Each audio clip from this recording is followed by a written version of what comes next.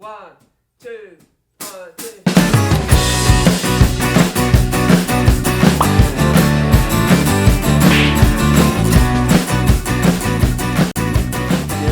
What would be your favourite humming noise? Well, the humming C, actually. If That's we a had good to. point. Yeah, I do like the humming C. I just kind of. So today we've got David on. He's going to be here. He's regaling us with stories of Ireland, growing up there, travelling the world. Yeah. Romance, adventure, music. Thanks for coming on, Dave. Romance. Well, we weren't going to say anything yet, but now that you've brought it up, that happens at Smack Panda Studios. that's right. He did just say he likes the bad boys, so. That's it. And you have changed me, Adam. Wasn't hard. Right. Sláinte. We're drinking some lovely Skull. nectar of Dublin as well. Straight out of the creek. It's my stuff. We throw it on the roads in Ireland. That stuff. No, it's just we tar the roads. It's nice. Is it actually like a... Does everyone drink it there, or is it more like a mainstreamy type? No, it's So you're proud of it. yeah. No, it's not one of those lies that we tell foreigners. Yeah. You know, it's one of those things that we actually do. Guinness is one of those kind of. You see, it's become an institution for a couple of reasons. First of all, it's kind of not the first beer, but I'm not sure if it's the first beer that was kind of brewed in Ireland. But for years, they sponsored the blood bank, because it's full of iron. So what would happen is you'd go in to give blood, and I remember this, you'd go in to give blood, and then afterwards you'd have like your cup of tea there and all that, and then if you wanted, a bottle of Guinness. So How clever. That is so clever. It is. Yeah. Bit of a problem driving home because you had blood loss and alcoholism. But apart from that, you're grand. You smashing Biddy Mulligan's tractor into the yard and it'd be great. But yeah. So hence giving blood was very popular in Ireland. Still is. And you're still giving blood today. Aye, that's it. Yeah, you got to. In Australia, they don't give you a VB, unfortunately. Well, fortunately, they don't give you a BB. Yeah, probably send you straight back to hospital. Yeah, That was it. I was a little disappointed when they didn't offer me like Bundy. There you go.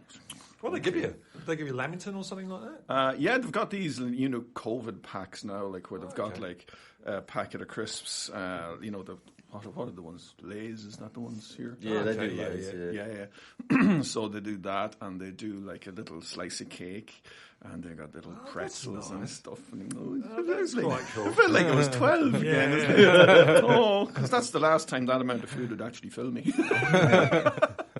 Yeah, I remember the first time I gave blood was in the 90s, and the AIDS scare was out, and I had met people in nightclubs and things like that, And so, like, I was sure I had AIDS, Not that I'd had anal sex or anything like that, not to jump straight into the deep end here, guys. Literally and figuratively. The whole thing was, There's nothing wrong with that. but it was all, thanks. Feels like a Seinfeld episode. Feels like he's just speaking our language. But I didn't have AIDS. But Jesus, there was a paranoia when you get that first. If you never had a blood test, when you actually get it back and you're clear, even if you think you're fine, it's still like, Jesus, I'm clear. We used to get them every 6 months for the medicals to fight, and they do the hepatitis H. Every time they come back, you'd be like, even if you hadn't done anything, it was like, shit. Wow. What is that? Yeah. It's weird. Life's a lot better. I had a mate You don't have actually. AIDS. That's right. Here's all your AIDS people out there. I had a mate actually who went and got tested and was too scared to go get the results. Never went back. Yeah. Oh, shit. Yeah. It's mad. He's still alive. Oh, Yeah. he's doing all right then. Yeah. Doing better than Tommy Morrison. Have we talked about that before? That doco on Tommy Morrison? Not on the That's show, but the boxer. Rocky 5 guy. It is, Yeah. Rocky What 5. happened to him? He died of that. There was a documentary done on him, and he got AIDS from promiscuous sex, obviously. Yeah. Just after, I don't know if he'd won the title, he was a mad womanizer, and then he lost it, and he just got signed with Don King again, and the Nevada commissioner pulled him aside the day of weigh-in and said, like, it's come back positive for AIDS. Do you remember who was going to fight? I'll I can't find it. Yeah, That's I can't weird though, remember. because Magic Johnson would have got done like AIDS at the same time. He's laughing. He's Yeah. still going to write. He's got that Magic Johnson money. Yeah, okay. Oh, wow. So he would have got. Yeah, That's he it. does. He just keeps throwing The it at thing the with AIDS. Morrison though is he didn't believe it. He kept trying to like get licenses elsewhere to fight. I think he was doing the right thing for a little while, and then I think he met this woman that was like an AIDS denier, and she just said he got sick in hospital, and then on his last days he's just like withering away, he's losing his mind and stuff, I think, and she was just driving him from state to state, just getting different treatment and stuff just to keep him, like, he was not really even conscious anymore, but just to keep him alive for her own benefit. So it was weird. Treatments have gotten a lot better now. Have you guys seen Dallas Buyers Club? Yeah. That's good. That's a bit of an movie. eye-opener now with regard to the treatments and stuff. How he got down to that weight. McConaughey. He reckons he still hasn't recovered. I'm not I don't surprised. blame him. Still Like, fucked up from it. he was proper skinny. Yeah. I'm not. That's no good. Like starvation. Yeah. Jeez, could I have a little of that, please? Just it's like 10% would be good. That's it. I'd be grand with like maybe 20% anorexia. Grand. So anyway, whereabouts in Ireland did you grow up? You were going way back. Oh, we right. Go back to the late 70s. Right, are well, we? we start at the beginning, right? Yeah, yeah. Okay. Well, when I was 12. It's like a therapy session. You don't want to be inside this now. No, County Meath originally. So County Meath is basically you leave Dublin and you take a right. Brings you to County Meath. It's a small town called Navan. Navan is the closest town to where I was from, originally from a place called Rathkenny, because my folks are farmers. And I grew up on a farm until whatever age I left. And Navan is one of those places so Navan is the closest town. It's one of those places that nobody hears of, but like the guy, like Francis Beaufort is from Navan. He's the guy that invented the wind scale, Beaufort scale. Pierce Brosnan is from Navan. Oh, is he? I didn't know he was Irish. And the county. What? I thought he was Scottish for some reason. No, that's just them dirty Scots trying to take our women folk. Like us getting the Kiwis. Yeah, He's exactly. ours. Yeah, there was something involving a horse as well, wasn't there, at one stage between the Kiwis and the Aussies? There was, a big horse. And With a big Pavlova heart. was another one. Pavlova was another one. Oh, yeah. Far lad. There's a few of those things. I thought he was talking about like what you guys do to sheep. No. Oh, you're still on the anal sex thing. Yeah, they started now. Have you heard the... How was it for you, dear?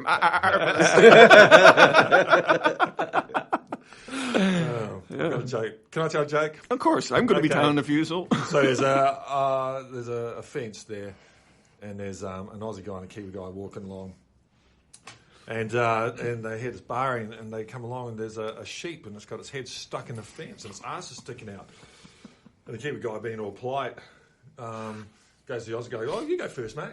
And the Aussie guy looks at him and says, "Oh, no, my head won't fit in there." The fence.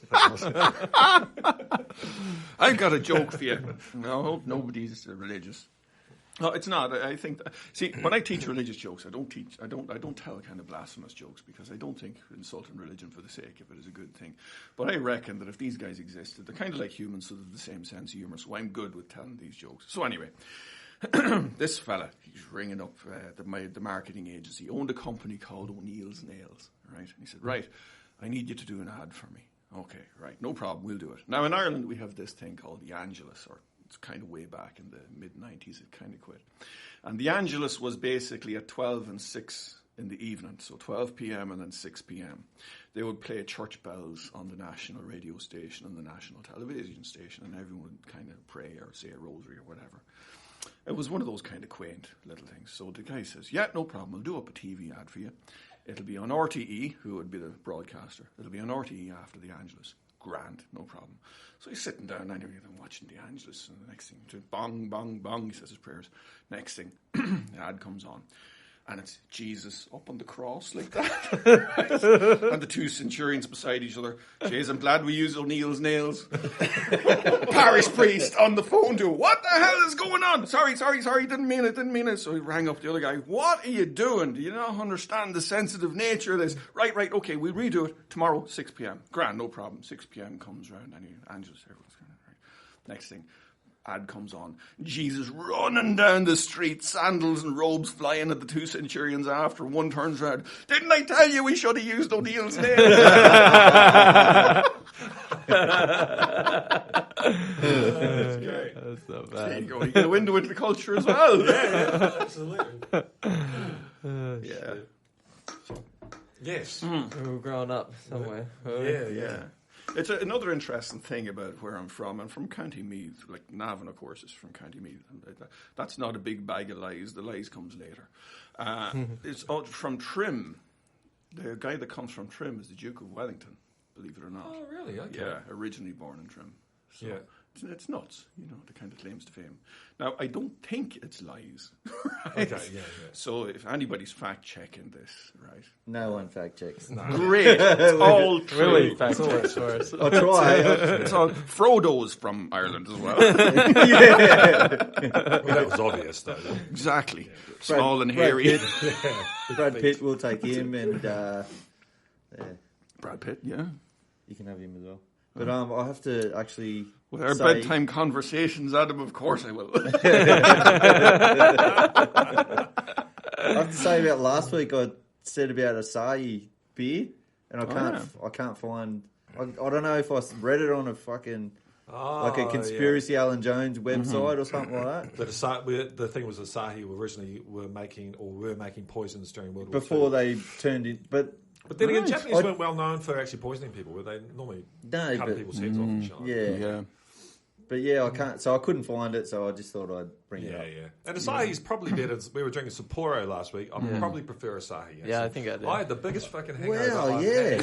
Yeah, it's funny. I had 7 When- beers. Yeah, Yeah, 7 it's- beers. I was feeling the headache come on at the end. Like I was like, Yeah, shit, yeah. I'm going to be hungover. Yeah. And I There's was some a type little. of chemical or some shit. Yeah, in it that, must be. It because, didn't react well. I must say, Yeah. really big heads, I don't get. I know it's sugar free. I don't know get they're this. The Burleys don't give you the Burley They belly. don't. We're going back on the Burleys. This will be the last of the Guinness, and that'll be the last drinking beers, like this caliber, let's say. Back to the sugar free, and even some tea nights. I like the tea. We did a tea one, didn't we? We had did a some- specialty. Tea. Yeah, We that, had- was, that it was wasn't right. regular tea. Oh, okay. It was. What was it called? We can't really talk. We can't discuss what type of tea it was. But Hannibal Lecter Psycho Impaler tea, was it? Yeah, so I'll give you some. You know what's weird about this? I'm always expecting the bubbles. Ah, Yeah, And there's it's zilch. not there. Yeah. You've been to England, eh? And they do the bitters, Yeah. the pool beers. Basically, it's the same thing. But when you get used to them, you can't go back. just Oh, been no, so this long. is this is controversial. Now saying that Guinness is the same as English beer. Oh, Hang on. yeah. I'll have Is it a faux to. pas? Can we get one? We'll have to reconsider the nature of our friendship. Yes. now. Sorry, I didn't mean to. Yes. So growing up on a farm, how did you get into playing guitar? And How'd you get into Boredom. Yeah. Just plain boredom. yeah, No, I wanted to be a drummer. Believe it or not. well, thank God you didn't. Well, I don't know. Yeah. I have better cardio fitness. Oh, that's true. Yeah. So my dad was a musician. Well, my dad was a farmer, obviously. Yeah. But he also played instruments. He played banjo, mandolin, and guitar as well. Oh, yeah. So I wanted to be a drummer because I heard "Money for Nothing" once on the radio. And I was like, it was one of those kind of moments where you go, right, hang on a second. It was like one of those life-changing kind of events, kind of like when you met me, all downhill from there, Adam. Yeah, such is life. Geez, people are going to start taking that seriously if we're not careful. Anyway, 13 subscribers. And we love them all. We love them. Yeah. We certainly Every do. one of them. yeah. Jesus have that many? Oh, yeah, 12. 12. But Yeah, there it was was. Jesus, so it's 13. And there was Mary Magdalene as well. There's a bit of controversy there about Mary Well, Magdalene. So, Da Vinci Code stuff. that's it. Aye, Yeah, so it's yeah. kind Does of, make a good tale, though. Well, he cruised off. He cruised off to France in the middle of his life. Had a couple of kids, and that they became the Sinclairs. there you We all know go. who Jesus is. Yeah. Right. Put me in touch with O'Neill's nails, will you? You'll need a lot. Box of 1,000. We'll start at the door with the nail gun, right? You're like Hellraiser. I don't think Jesus was 6'7" and No. No. Do you know, Had a nose job, that's though. the thing. Have you ever heard Tommy Tiernan on about Jesus? Like, you know, he comes along and Jesus would have been like a 4'9", like dwarf with Yeah. brown skin and a big black beard. And who do we get? A 6'5" BG Jesus. Yeah, You know? Yeah, we do. Because you got Brad Pitt playing Yeah, absolutely. Jesus. Yeah. He's shredded and That's looks all exactly it. handsome. And he's got like Jesus, you look at any of the paintings, he's got better teeth than half the population. Yeah. I want his orthodontist. That's what I want. You know? He's probably bloody got legend. no teeth. Yeah. I doubt he Oh, was yeah, rocking yeah. an 8-pack. Why do they Nah. paint him shredded up like he's some Adonis? Well, if he was Maybe. really hungry, he might not. Yeah, Yeah. maybe they didn't You eat know. much. They didn't eat a lot. with muscle definition, Nah, probably and not I muscle don't think so. I got into a I'm bit pretty of a, sure he would have had yeah. ribs hanging out from starvation if he was.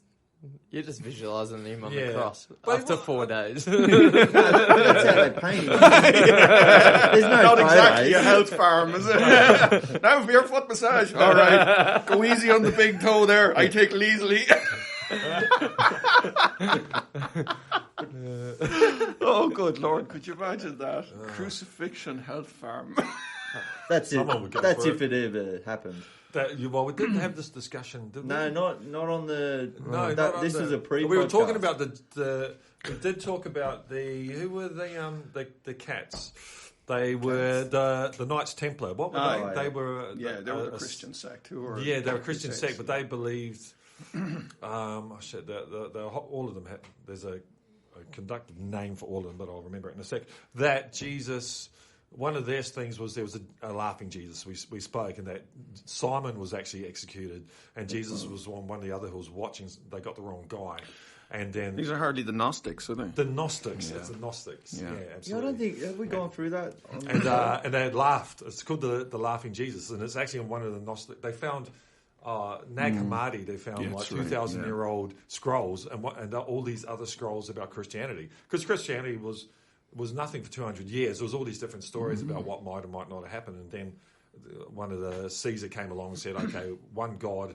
It's going to be a lot easier to control these people with one God rather than 100, isn't it? You know, because my God's better than your God and all that. If we have one God, it rules the whole thing. But I can be linked to that God. Yeah. And then everyone will have to shut the fuck up and listen to me. That was the thing, because the time of the Roman Empire was that if the emperor converted to a specific religion, the rest of his subjects had to do it too. Yeah. I can't remember who the emperor was, but yeah, that's So what you've happened. got to get that guy. Yeah. But Kind when of they, like Trump.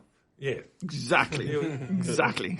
and then basically the Roman Empire. Well, the thing is, it never really failed, did it? It just morphed into the Catholic Church. Yeah. And they ruled for another 2,000 years. You know, like. We're getting great mileage out of this story. You know? Yeah. Yeah, sorry, we'll go back to playing guitar. And, Oh, right, yeah. so you want to be a drummer? I wanted to be a drummer, Like yeah. being on YouTube. And that didn't work out. So, no, because I was about 8 when I first picked up the banjo. Banjo was my first instrument, not guitar. I know. It's like deliverance country out here. yeah. That's it, you know. But yeah, it's the reason why I gravitated towards the banjo was because my dad had sit in the kitchen chair playing a few Irish tunes, and it looked like a snare drum, which that's what it is. It's a snare skin, you know, that's on the front of it. Yep. And I remember going over and tapping my fingers on the snare skin in time with what he was doing. And then I remember there was one day. This is going on for a few weeks. Just he was a bit tolerant about this little freak away. He didn't slap me away, so that was all right. And then So he's not a traditional Irish. no, not a traditional. No. The traditional ones get the plank. No, that's it. The good old history of Irish concussion. That's why Conor McGregor's so good. You see, you know, he got the plank from an early age. You know, there you go. Oh, well, there you go. Everyone goes, "What the hell was that about?" But yeah, Khabib didn't worry about that though. that's true. Went Yeah, straight through that. yeah, that's true. Yeah, that's the thing about McGregor, isn't it? He's good at striking, but you get him on the ground, and that's it. Yeah, it's kind of a luck. sport where you need The more than ground skills. one yeah, punch. Absolutely. Because, you know, you look at Jose Aldo, when he knocked out Jose Aldo in, 30 seconds or something like that. That's luck. Like, you know, that was one of those things. It's a heavy punch, don't get me wrong. But just to catch him in that spot, that's bloody unfortunate. They did. Ronaldo. There is a bit of video getting around of him hitting pads and doing that exact same. Yeah. The timing of it. So they must have. Well, Obviously, I mean, Mark would know you because can practice. yeah, You see stuff, It is and luck then too, you though. work like on positioning, and this can all work. Or So I'm but guessing for it to Aldo. come out and work out to plan. Yeah, Like it takes that little One bit. and Does it It's got to become be a like... bit of like, it's got to be a Especially for him to perfect, call it the way Yeah. he did, and it's just an alignment. That's what made him so great, eh? Because he was predicting 'cause shit, and he yeah. was fucking doing it, and Yeah. everyone's like, "Oh my god, this guy's like Jesus." When you're doing stuff like that, like when you're training in that manner, it must become like muscle memory. That you see a set of circumstances coming towards you, and then you just kind You of just flick react into it. to them. Yeah. You're thinking, like, we were talking about this in the gym the other day, whether you're conscious or whether you just see it and it just happens. Yeah. It's a little bit of both, like, because often you put yourself in positions, if you see someone doing a certain thing, you might shut this hand down and you're drifting this way, knowing that because you're pushing on this, they're going to fire that hand. So then that's going to present the opportunity to dip and throw that shot, or you drift inside the foot and look up the middle, or whatever it is. You're just picking patterns, and then it's doing stuff that you practice. Like you practice dip, front of the rear hand, uppercut, putting the hook on there. And so if you're presented with that circumstance and you dip half the time, you're not thinking, I don't have to think about the punches that I'm going to throw. It's just boom, boom, boom. It just comes out. Yeah. Of that. So it is reaction, but with thought as to how to execute it, I guess, or set up the opportunity to It's like the set of actions are programmed into the unconscious mind, because one of the things like that I get with my students is scales. Oh, yes. Okay, right. Absolutely. Everyone loves scales. But the thing about scales is they train your ear in the same manner. So then what happens is you hear a certain chord progression and you just know what's going to fit. And you know the specific finger movements that are going to work over that and what it's going to sound like. It's like a predictive thing, you know. Yeah. So it's very, very similar. It's programming things from the conscious to the unconscious mind, you know. Yeah. Because the conscious mind, now I'm not a neuroscientist, so take this with a grain of, take the figures with a grain of salt. But the conscious mind takes about 200 milliseconds to react, even at its fastest, you know, so you take the decision and you do something, whereas something that becomes instinctive, that's cut right down maybe to 5 or 10 milliseconds. Yeah. And that's where we get like the fright reflex and all of this. Yeah. So, you know, that's what scales are all about, guys. Yeah, You know, they that's why we do them. And that's why you do them from the beginning, is because you've got to program in these patterns, you know, to be effective. You know, Yeah. It's fascinating stuff. Yeah, it is. Yeah, it is. When you delve into the mind and music together, it's because music is such a weird thing that everyone kind of likes. It's I've never. It's like a Who feeling. doesn't? It's kind of really weird. I think It is. music. The humans are the only animal to like music that we specifically like what we perceive as musical. Because even chimpanzees, like we share a lot of our DNA with chimpanzees, it's over 99%. And a chimpanzee, if they hear music going, doesn't matter the style, they would prefer to turn it off. Yeah. Oh, wow, really? Yeah. So this idea of, you know, like a seal bopping along to something, he's doing that as a reaction to the people that are looking at him, you know. Yeah. So the kids' movies are wrong. Yeah, exactly. Well, we were did you just ever- watching that penguin one. Yeah. And what Happy was- Feet. Happy Feet. Happy Yeah, Feet, kids yeah. are watching that. Those motherfuckers weren't dancing. Turn it off. It was torture. That's what it was. Yeah, but it's like that reaction works across animals as well. I mean, there's the whole reason in psychology that people do double-blind. So a double-blind experiment is essentially where the person who's asking the questions doesn't know the answers, right? And the reason this is important, especially in psychology, is because of an experiment with a horse. There was a horse called Clever Hans, and Clever Hans could do maths. I think I've heard of How the Clever. fuck can the horse do This that? is fascinating stuff. It was a freak, wasn't it? What? It was a freak of a Well, horse. this is what happened. So Clever Hans was this horse, and they'd put up a sum like 5 + 7, and I don't know what that, and he'd like clop out the right answer, right? And they were kind of fascinated with this, and they couldn't believe that the horse could do maths.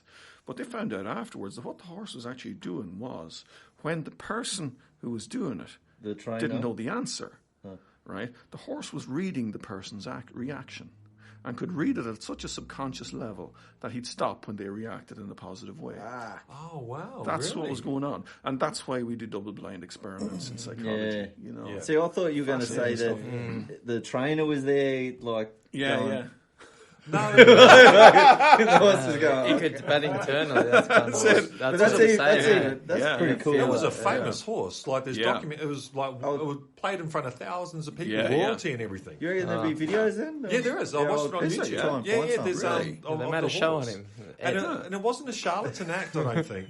No, I no. think, afterwards, like I didn't realise No. they actually figured out what the horse was doing, but That they was didn't it. do it as a as a rip-off. That They was thought it. the horse could do fucking that. They didn't have like a threat in front of the horse that he was going to the glue factory if he got one wrong or anything like that. It was a genuine. They That's thought it was pretty a genuine fascinating phenomenon. in itself that it could That it read could a read person. someone that well. That's almost. It's almost freakier than, doing being able to fucking do that. Well, it. they pick up, like, horses seem to be one animal that really picks up on you. Like, they get real skittish around certain, but they pick up on your energy big time. Aye, why not? You might as well. No, I'm good. No, I'll stick to the muddy creek water. Well, It's actually.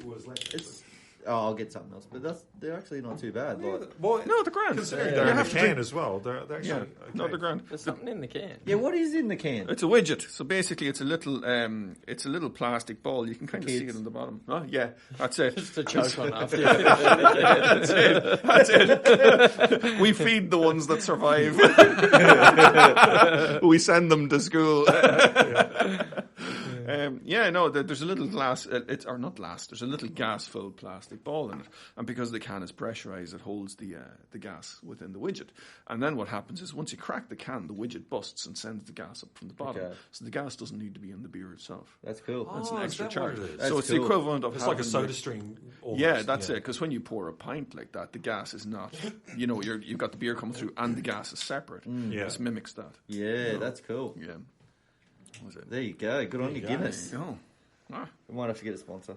No, a Guinness sponsor would be all right. Fuck That's yeah. it. Yeah, Get shit, fat that'd be then, awesome. Jesus. And you Yeah. can live on Guinness alone. Giving blood here. Giving Yeah, blood. yeah, that's right. No lack in iron, anyway.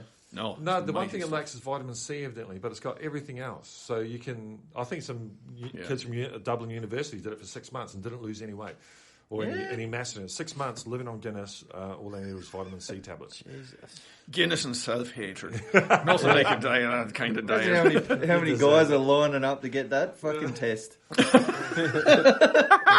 Free beer. How do you think I ended up here? I went on the bender, and the next thing I'm in Australia. Well, some stuff that.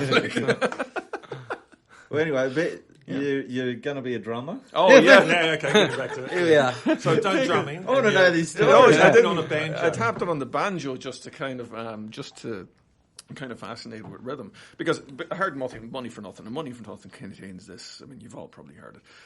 The intro to it is like this big long keyboard intro, and then you have Sting singing, and it's all pretty boring, and then the drums come in. The drums were played by Omar Hakim, who's an absolute bloody legend. I mean, I think the last thing that I know of that he did was Daft Punk's Random Access Memories. He did a lot of the songs on that too. So he's been around a while, and he played the intro to that. And I heard afterwards that the reason he played the intro to was because the drummer that they had, the stage drummer, wasn't great. Wasn't diplomatically. It's not like there's much going on in it. No, not now. But I think that like what might have been going on. You know the way if somebody's overplaying and underplaying. It's kind of you have to write for the song. But so Omar Hakim was drafted into this, and like I fell in love with that drum sound. And then that break, then when the guitar kicked in, I was like, it was Give me a guitar. That was it. It was Wow. one of those moments when I went, holy crap, this is amazing. And so basically, I was still set on the drums, even so far as that we owned it. It's still in the family. We've got a farm in Ireland, and in the shed we would bring in hay bales every year, like square bales of hay. Bane of my existence as a kid. It's why I ended up being built like a house. But basically, what I would do is arrange the bales around me like a drum kit facing me, so I'd have the toms facing me. I knew there was a kick drum, but I didn't know how all that worked, so that was kind of a bit of a grey area, And I'd hit them with sticks, and that was kind of what I would do to pass the time. So pre-PlayStation, obviously. Yeah. And that was it. And then what happened was I was drumming away on the stuff, and then my dad was he'd go out to work in the fields during the day, and I remember he left the banjo out one day. And I picked it up, and I said, sure, let's see. If he shouts at me, it'll be grand. Now, Dad wasn't one of these people that had shouted at you for no reason. If he shouted at you, you were in serious trouble. And if he took the wooden spoon to you, you know damn well you deserved it, right? Fucked up, yeah. you messed up big time. So, it wasn't a case of, beating the kids because you've come in from the pub, it wasn't that kind of a situation. But I remember picking up the banjo and wondering if I was going to get given out for doing it. And then I was playing I just played 2 strings. I remember just played 2 strings. And I went, holy shit, I can what's going on here? Because it sounded exactly like the intro to Twin Peaks, which was a show going on at the time, you know. And that was it. And and then I started to mess around with pressing the strings down, and then my fingers got sore, and I put it down and sulked, and then I came back to it, you know. And that was it. I haven't stopped. So I picked up the banjo when I was 8. When did you get like an actual guitar? When I was 15.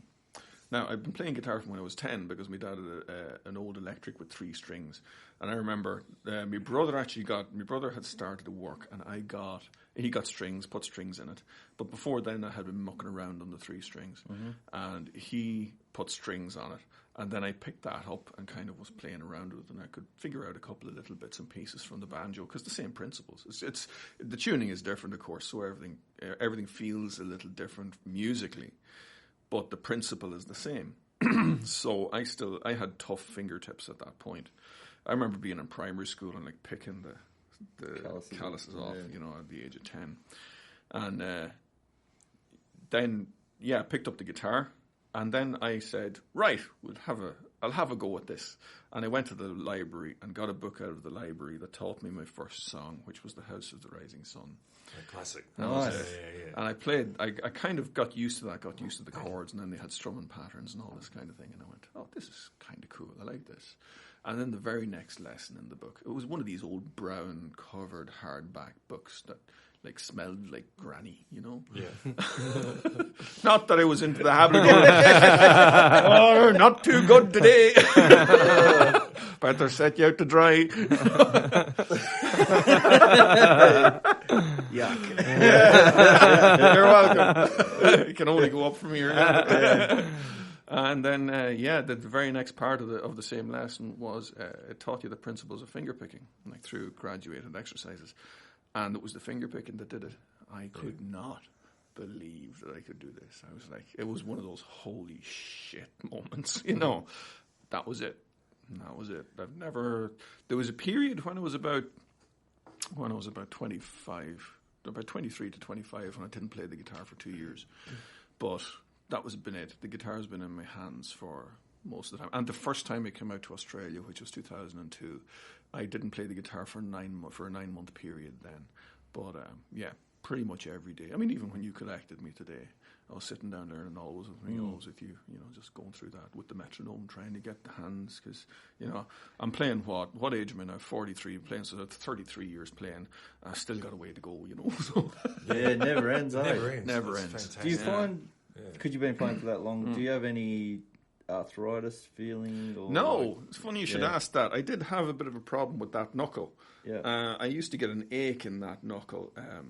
Now, it was related to a couple of things. I think the first thing was like soggy weather. So, you know, in the current, like Australia is basically like the surface of the sun today. Yeah. So it's grand today. Yeah.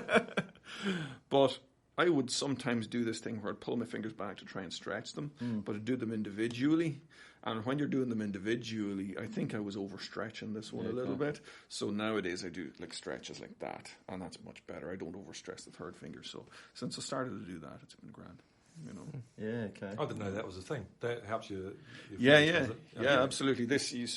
What you're doing here is you're kind of stretching your fingers. Obviously, it's actually about your forearm muscle. That's it. You got Have you seen the There's a torture device thing. That's what it looks like. It goes on your fingers and it has like a spacer. Oh, okay. Yeah. There's a guy. I'm like, keep going, lads. Grand. Stephen Terryberry. Oh yeah. He put it on. All right. Okay. He made a big joke out of it. Like, an advertisement for it, and his fingers are just exploding, breaking and shit. But yeah, he's like, probably don't get one of these. Isn't there a thing with the flamenco guys cutting the webs of their fingers to get a wider stretch? Wow. Good Lord. I'm not sure on Like which that. hand Why they wouldn't did you it. just But I thought, come up with a different idea? And all the 16-year-old boys that are out there listening now just getting That's their stretches in this. Cut the webs, eh? No, boy. Sally will love me so much. Extra depth. I'll be a fucking legend. Walking out the next day, his chest swelled with pride. He go sharing with his friend. I only had to look at her, lads. Some good pickup advice from, remember Gary, my uncle Gary? Yeah. He goes, if you ever want to get a girl, just look her straight in the eye and lick your eyebrows. He goes, it works every time. I was only like 12. Walking around going, what? Why are you going to lick your eye? You're like, 12-year-old. No idea. And you know when you're 12, you'll try anything. Yeah. Try to pull your tongue out. Oh, no. Yeah.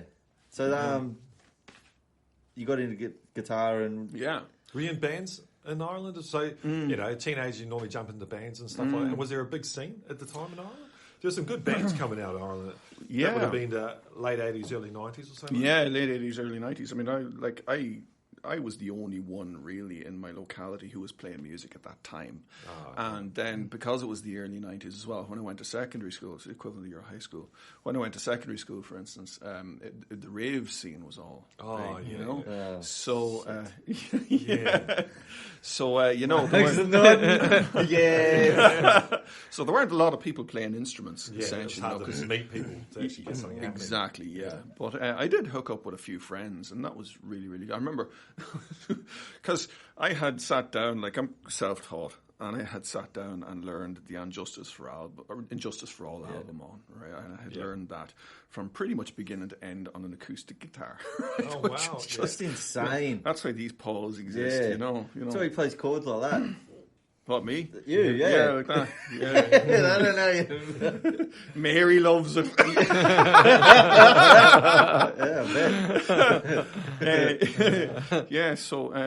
The Injustice for All album was out. I learned that from beginning to end. What got you into that sort of music? Brothers. Oh, yeah. Two brothers were into it. Angry kids. Yeah, well, that was it. Well, I asked them for my brother. I remember my brother Paddy, because I used to have three brothers. I got two left. The two survived. The two that, you know, didn't suffer this, you know, the ones that got fed, you know. The brother who's up from me, Paddy, he asked me what I wanted for Christmas, and I said, he says, you have a choice of two albums, and one album was Warrant's Cherry Pie, and the other one was Rust in Peace. Cool. So I said, get me Cherry Pie. And he got me Rust in Peace instead. And it was the happiest accident ever. Did you know the album before you got it? No. The Rust in Peace was mine. Rust in Peace, that came on. And it was Five Magics. It was a song of Five Magics. I heard that. Yeah? This is awesome. That's probably the only song I don't really like. You're dead to me. It's too happy for me. I don't know. Happy. It is. I don't know. I don't care if it rains or freezes. Have you actually heard Megadeth played in major keys? I think I have, The happy. It's so funny. Like, they do a Metallica version too. They've done Nirvana and Major as well. Oh, yeah. Smells like Teen Spirit. Yeah. Oh, excellent. It's quite fun. Smiling. Yeah. Like black metal in a major key as well. That's really funny. Could you imagine Danny felt like with a big bunch of giggles sitting there? That Stephen Terbury guy does one. Okay, right. He dresses up with all the corpse paint and shit. Awesome. And he's like, it's just happy as. Yeah, that's nuts. Why is that? You're going to get deep. Why do we hear major, which are just some sound waves, as happy and minor as sad? Like what the hell's going on there? This is a fascinating thing. Yeah. This is a fascinating thing because I don't know. No. No. So nobody really knows for sure. This is the thing. Music is one of those. Music is the only art form that's completely abstract. Right? Yeah. We have no idea really. We've no definite idea why major sounds happy and minor sounds sad. Which is why what I'll do is with kids, I'll sit down with them and say, right, so I'll play a major chord and say, how does that sound? And then I'll play a minor, how does that sound? And you will get a 50-50 split. Some will say the minor sounds sad, some will say the major sounds happy, you know. Oh, so it's, wow, really? Yeah, it's roughly about 50-50. So what I think that a part of it is actually this kind of, because you can't separate society and culture really. So I think a part of it is like, you know, indoctrination is the wrong word because that's kind of like ascribes a motive to it. It's not about that.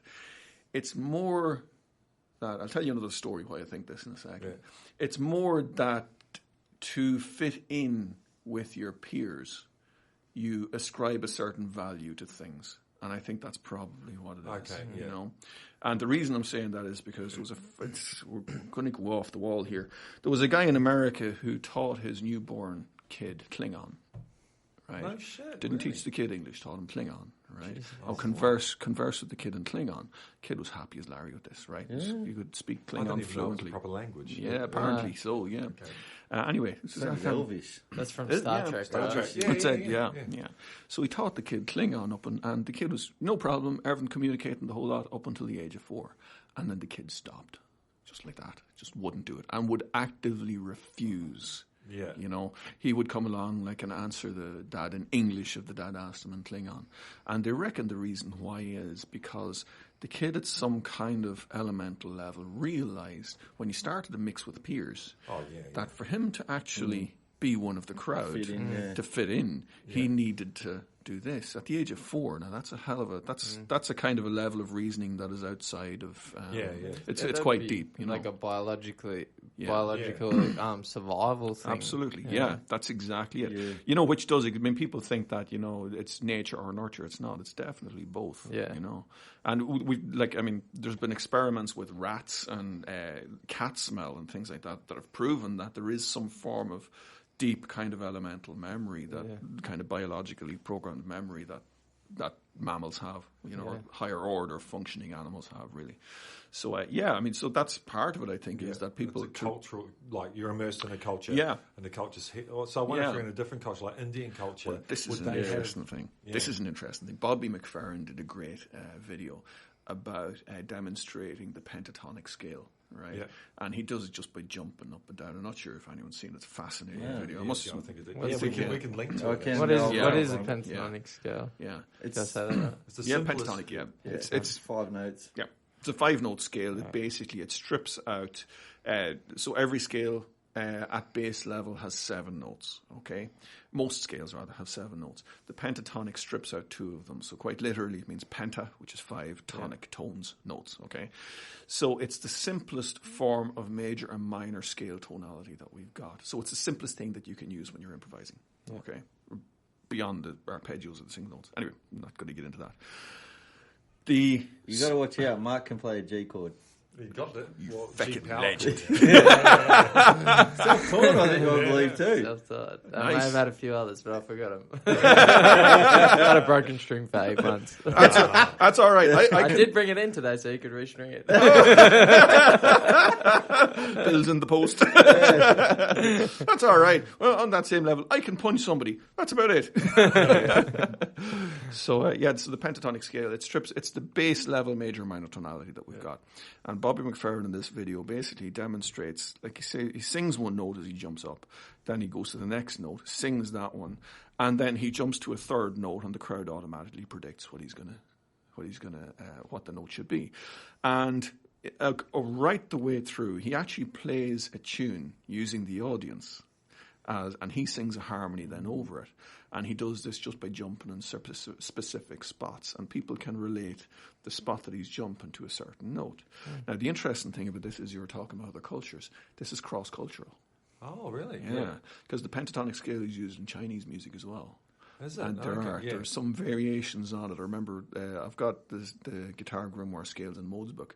And I remember looking at, I can't remember the name of the scale, but there are certain Chinese scales there. Well, pentatonics I with don't one play note added in. piano for shit, but all the black keys, so the black keys on a piano, that's the pentatonic scale. Yeah. And if you play them, you can play anything. You can actually sound like you know how to play the piano if you just play the black keys. Yeah. None of them are out of key, and you sound like you're playing a Chinese song. Yeah. There's a dude on YouTube. I'll find him as well. There's going to be links there. But he's a big gym looking dude, and he's like, I'm going to show you how to play the piano. He goes, I know fucking nothing about this, but if you do this, everyone who doesn't play piano will think you're a genius. Yeah. And he just has the same spacing, and he moves it around and hits random keys, and he goes, just hit the white ones. I don't even know what they're called. Just hit them. And he makes this awesome tune, and you're just like, holy fuck. And he goes, remember, I know nothing. Yeah. This is for dummies. It is. Yeah. You tried doing that with guitar. Oh, Yeah. no. I don't think so. It's not working, lads. Yeah. I've seen a shred collab when you did that, Oh, yeah. actually, and so it's got all these brilliant YouTube shredders all over it, like Yeah. playing 1,000 notes a second. Yeah. And then it gets to this one guy. I think he is actually Irish. Uh-huh. I don't know. He's a chubby sort of dude. Dodgy And characters, the lot of So them. everyone's just hammering through, and then he gets to him and he picks it up, and like it's just silence, and Let's do this. it flows into the headstock, and it just goes wing like a bagpipe, and then it goes to the next guy. Took me to the age of 15 to figure that out.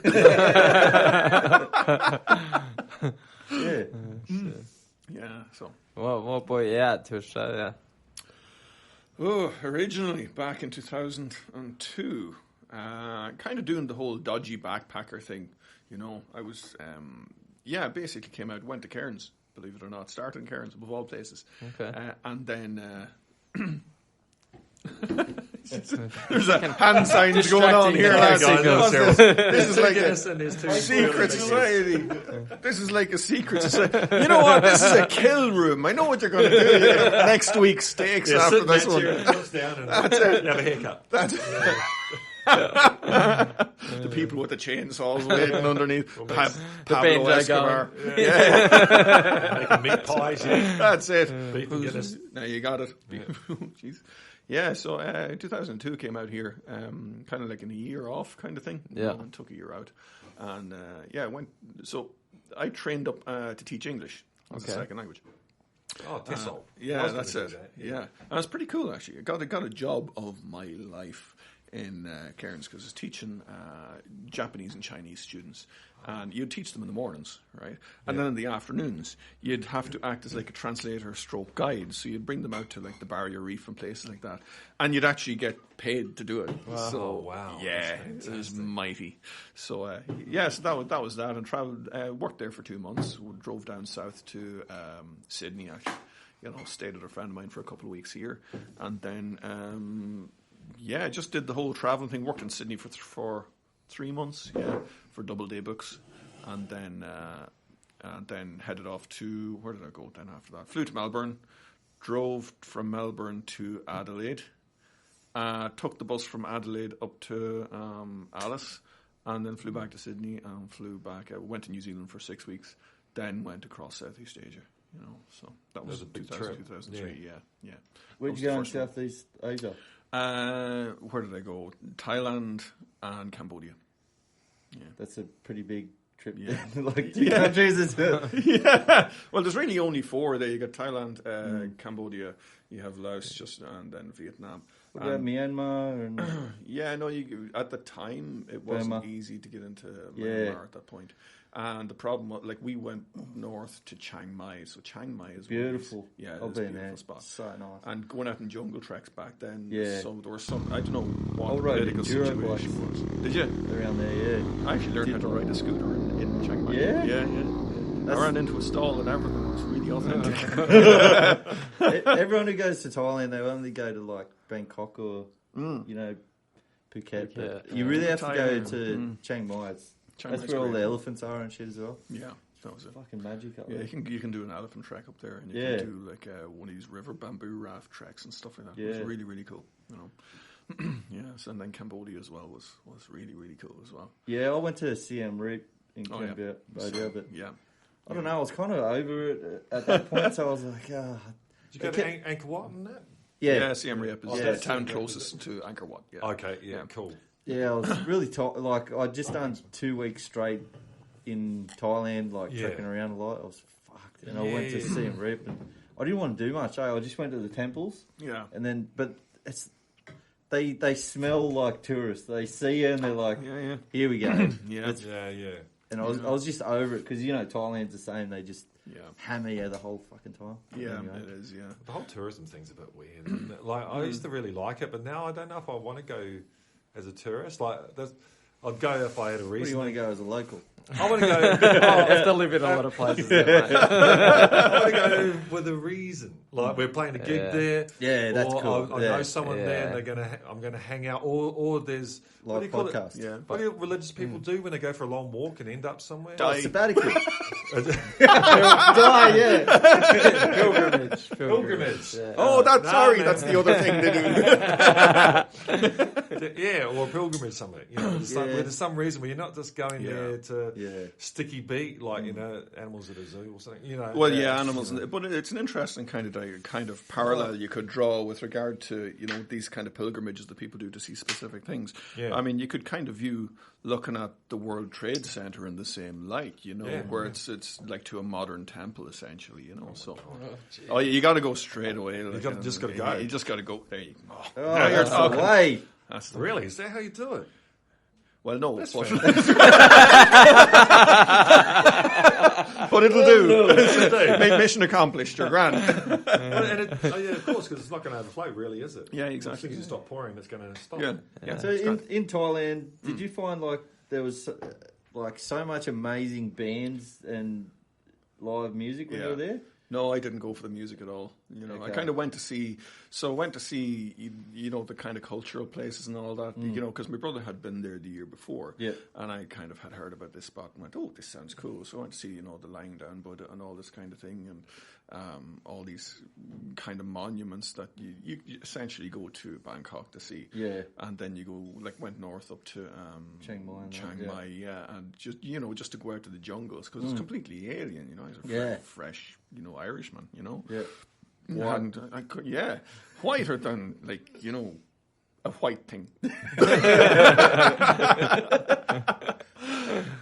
But so you go to these places when you're open to it. So I wouldn't have been massively into history, but I would have had an appreciation for everything that went on in Southeast Asia. So one of the most powerful things for me actually was seeing, I remember I visited a temple outside Siem Reap where they had the skulls they picked out of the killing fields from Cambodia. And that was heavy. This actually happened. Yeah. What is this, Recently as well. I'm trying to get him to come on. This old guy, he did a lot of tracking around. Yeah. He went to the killing fields over there and that. Mm-hmm. Yeah. Yeah, because the thing about the killing fields is it's not one. This is all over the country. This is like that's hardcore in stuff. In obviously Cambodia, but what's the Phnom Penh? Phnom Penh, the capital. Yeah, that's it. Yeah. But I was going to say what I was getting at with the Thai music. It's kind of like the Thais have like a work ethic that is over here we don't have that. Like they've got 5 jobs, they never sleep. Like you know what I mean? Like, and especially when they pick up an instrument, they know how to play the fuck out of it.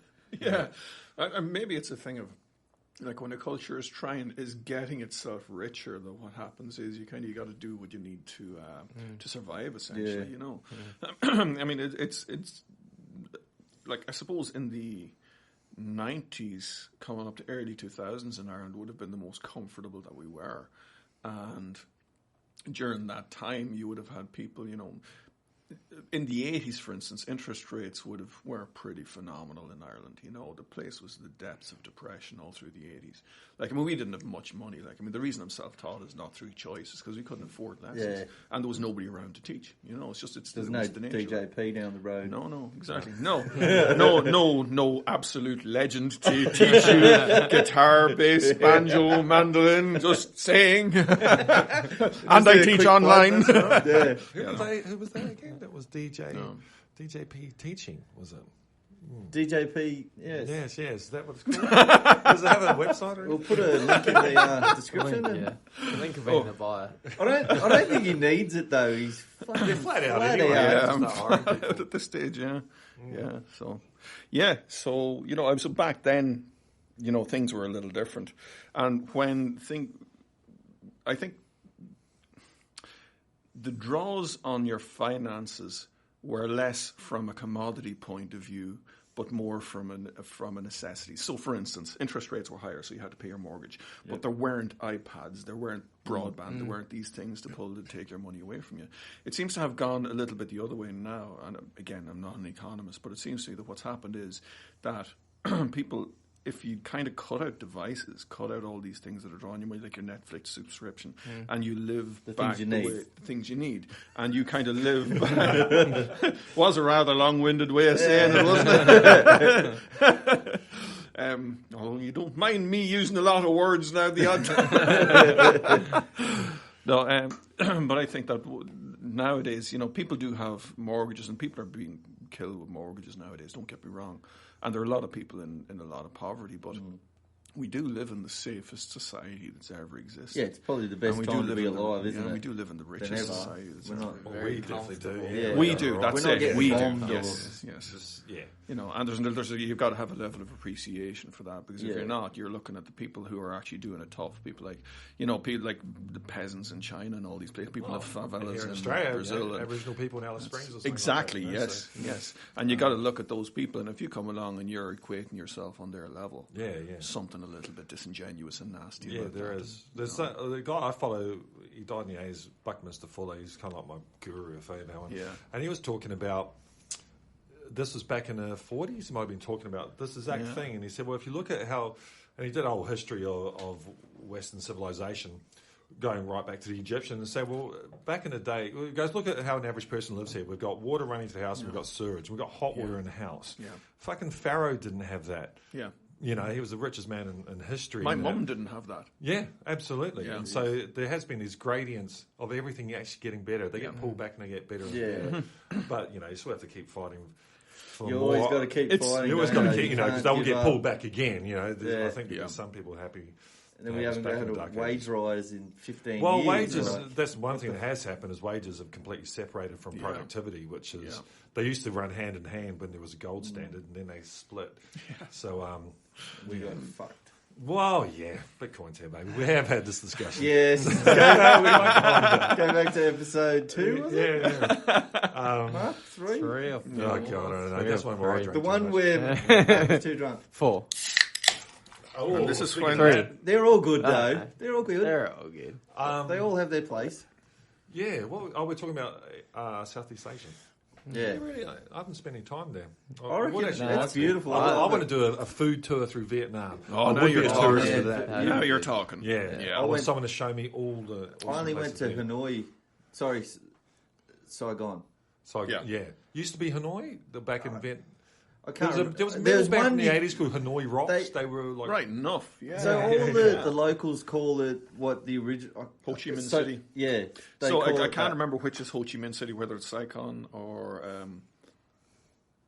don't know. Ho Chi Minh City up north, isn't it? I'm not sure. That's the thing. I'm a little loose on that. So. No, it's not north. Okay. It's kind of south-ish. If you're looking at it, it might it's be like a Saigon. slither. Okay. Yeah, anyway. You go downhill to get to it. Like. Anyway. We went over there because my mate needed to leave. He was living in Thailand. He needed to go to another country to renew his visa. Yeah. So we're like, let's go to Vietnam. Fuck it. It was $50 flight. Yeah. But it's a communist country. It's hard to get into. And you got to pay $100 and something US dollars. We didn't know any of this. Booked the flights and then went, oh, fuck. Yeah. We were on the phone, wasted a whole day in Thailand trying to book like all the proper shit you need to get through. And then my mate just goes, "Fuck this!" Like we're at the airport, and the flights were delayed, and the guy that needed to leave the country goes, "Fuck this! I'm going home." Oh wow! Wasted his $100, whatever US, just went, "Fuck it, I'm over this." So what did he do to get it? Oh, he went like later on. He went to Singapore or something. Okay. Easy, where you don't need all that garbage. Yeah. But yeah. But it is any of the countries that have had a turbulent relationship with the West, you're going to find Russia's really hard to get into, evidently. Yeah, you need someone to you do sponsor you. Yeah, which is interesting. We went have you been there? We were gonna fly out to Ukraine, and we were at the airport, and we had someone to sponsor us, just as the national, like they'd organised it. But then they wouldn't let us leave, but Australia, on our end, wouldn't let us leave without visas. Yeah. But nobody was aware on our end they even needed visas because we were going for a competition. So, as far as we were concerned, you just needed the sponsor to get you into the country. Well, yeah, they wouldn't let us fly out. So, it was tragic. We missed the competition, then had to go chill out in Italy for 10 days. Oh, so tragic. bad. Hard old life, isn't it? Eating pizzas and... not quite. But actually, I was always on weight then, so good gelato and shit. Great food there, right? Yeah. Went from there to Albania, so... Cool. Was the visa issue maybe because you're going to fight and earn some money? So no, because it was like amateur competition, Olympic boxing. So there was no purses, or I don't really understand. I don't know why it'd be with Ukraine, like a beef. Well, it's the same type of setup as Russia. Ukraine, especially back then. Yeah. When was this?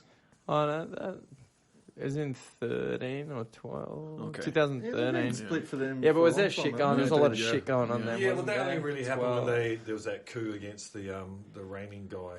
Yeah. So that happened. It was right around there, actually. That's when they were burning people alive and shit. That's probably why. Probably wasn't a good place to go to anyway. No. At that time. And I was worried because I know the Ukrainian rep at the time, I think, was Evgeny Kaitrov. And he was like a world championships silver or bronze medalist. Yeah. And I was like, this is my first international tournament. This guy's I hope I don't draw him first go. Get chinned enough to go home. I might miss out on the 7 weeks. So it kind of worked out all right. Yeah. It's funny you meet a lot of Ukrainians and Russians in Thailand.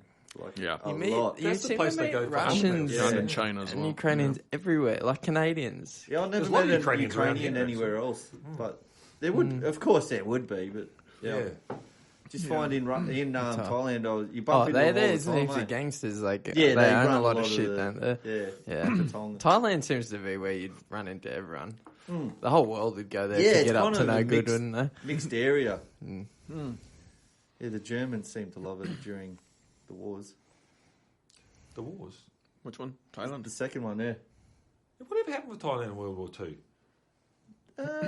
They don't get invaded, did they? No, I don't know. I think the German troops would go... It was the Japanese, though, wouldn't it be the Germans? The Germans. Because really? this is a... I'm going to fuck this up because I fucked up last week. Was this a dreams and reality moment? It might be.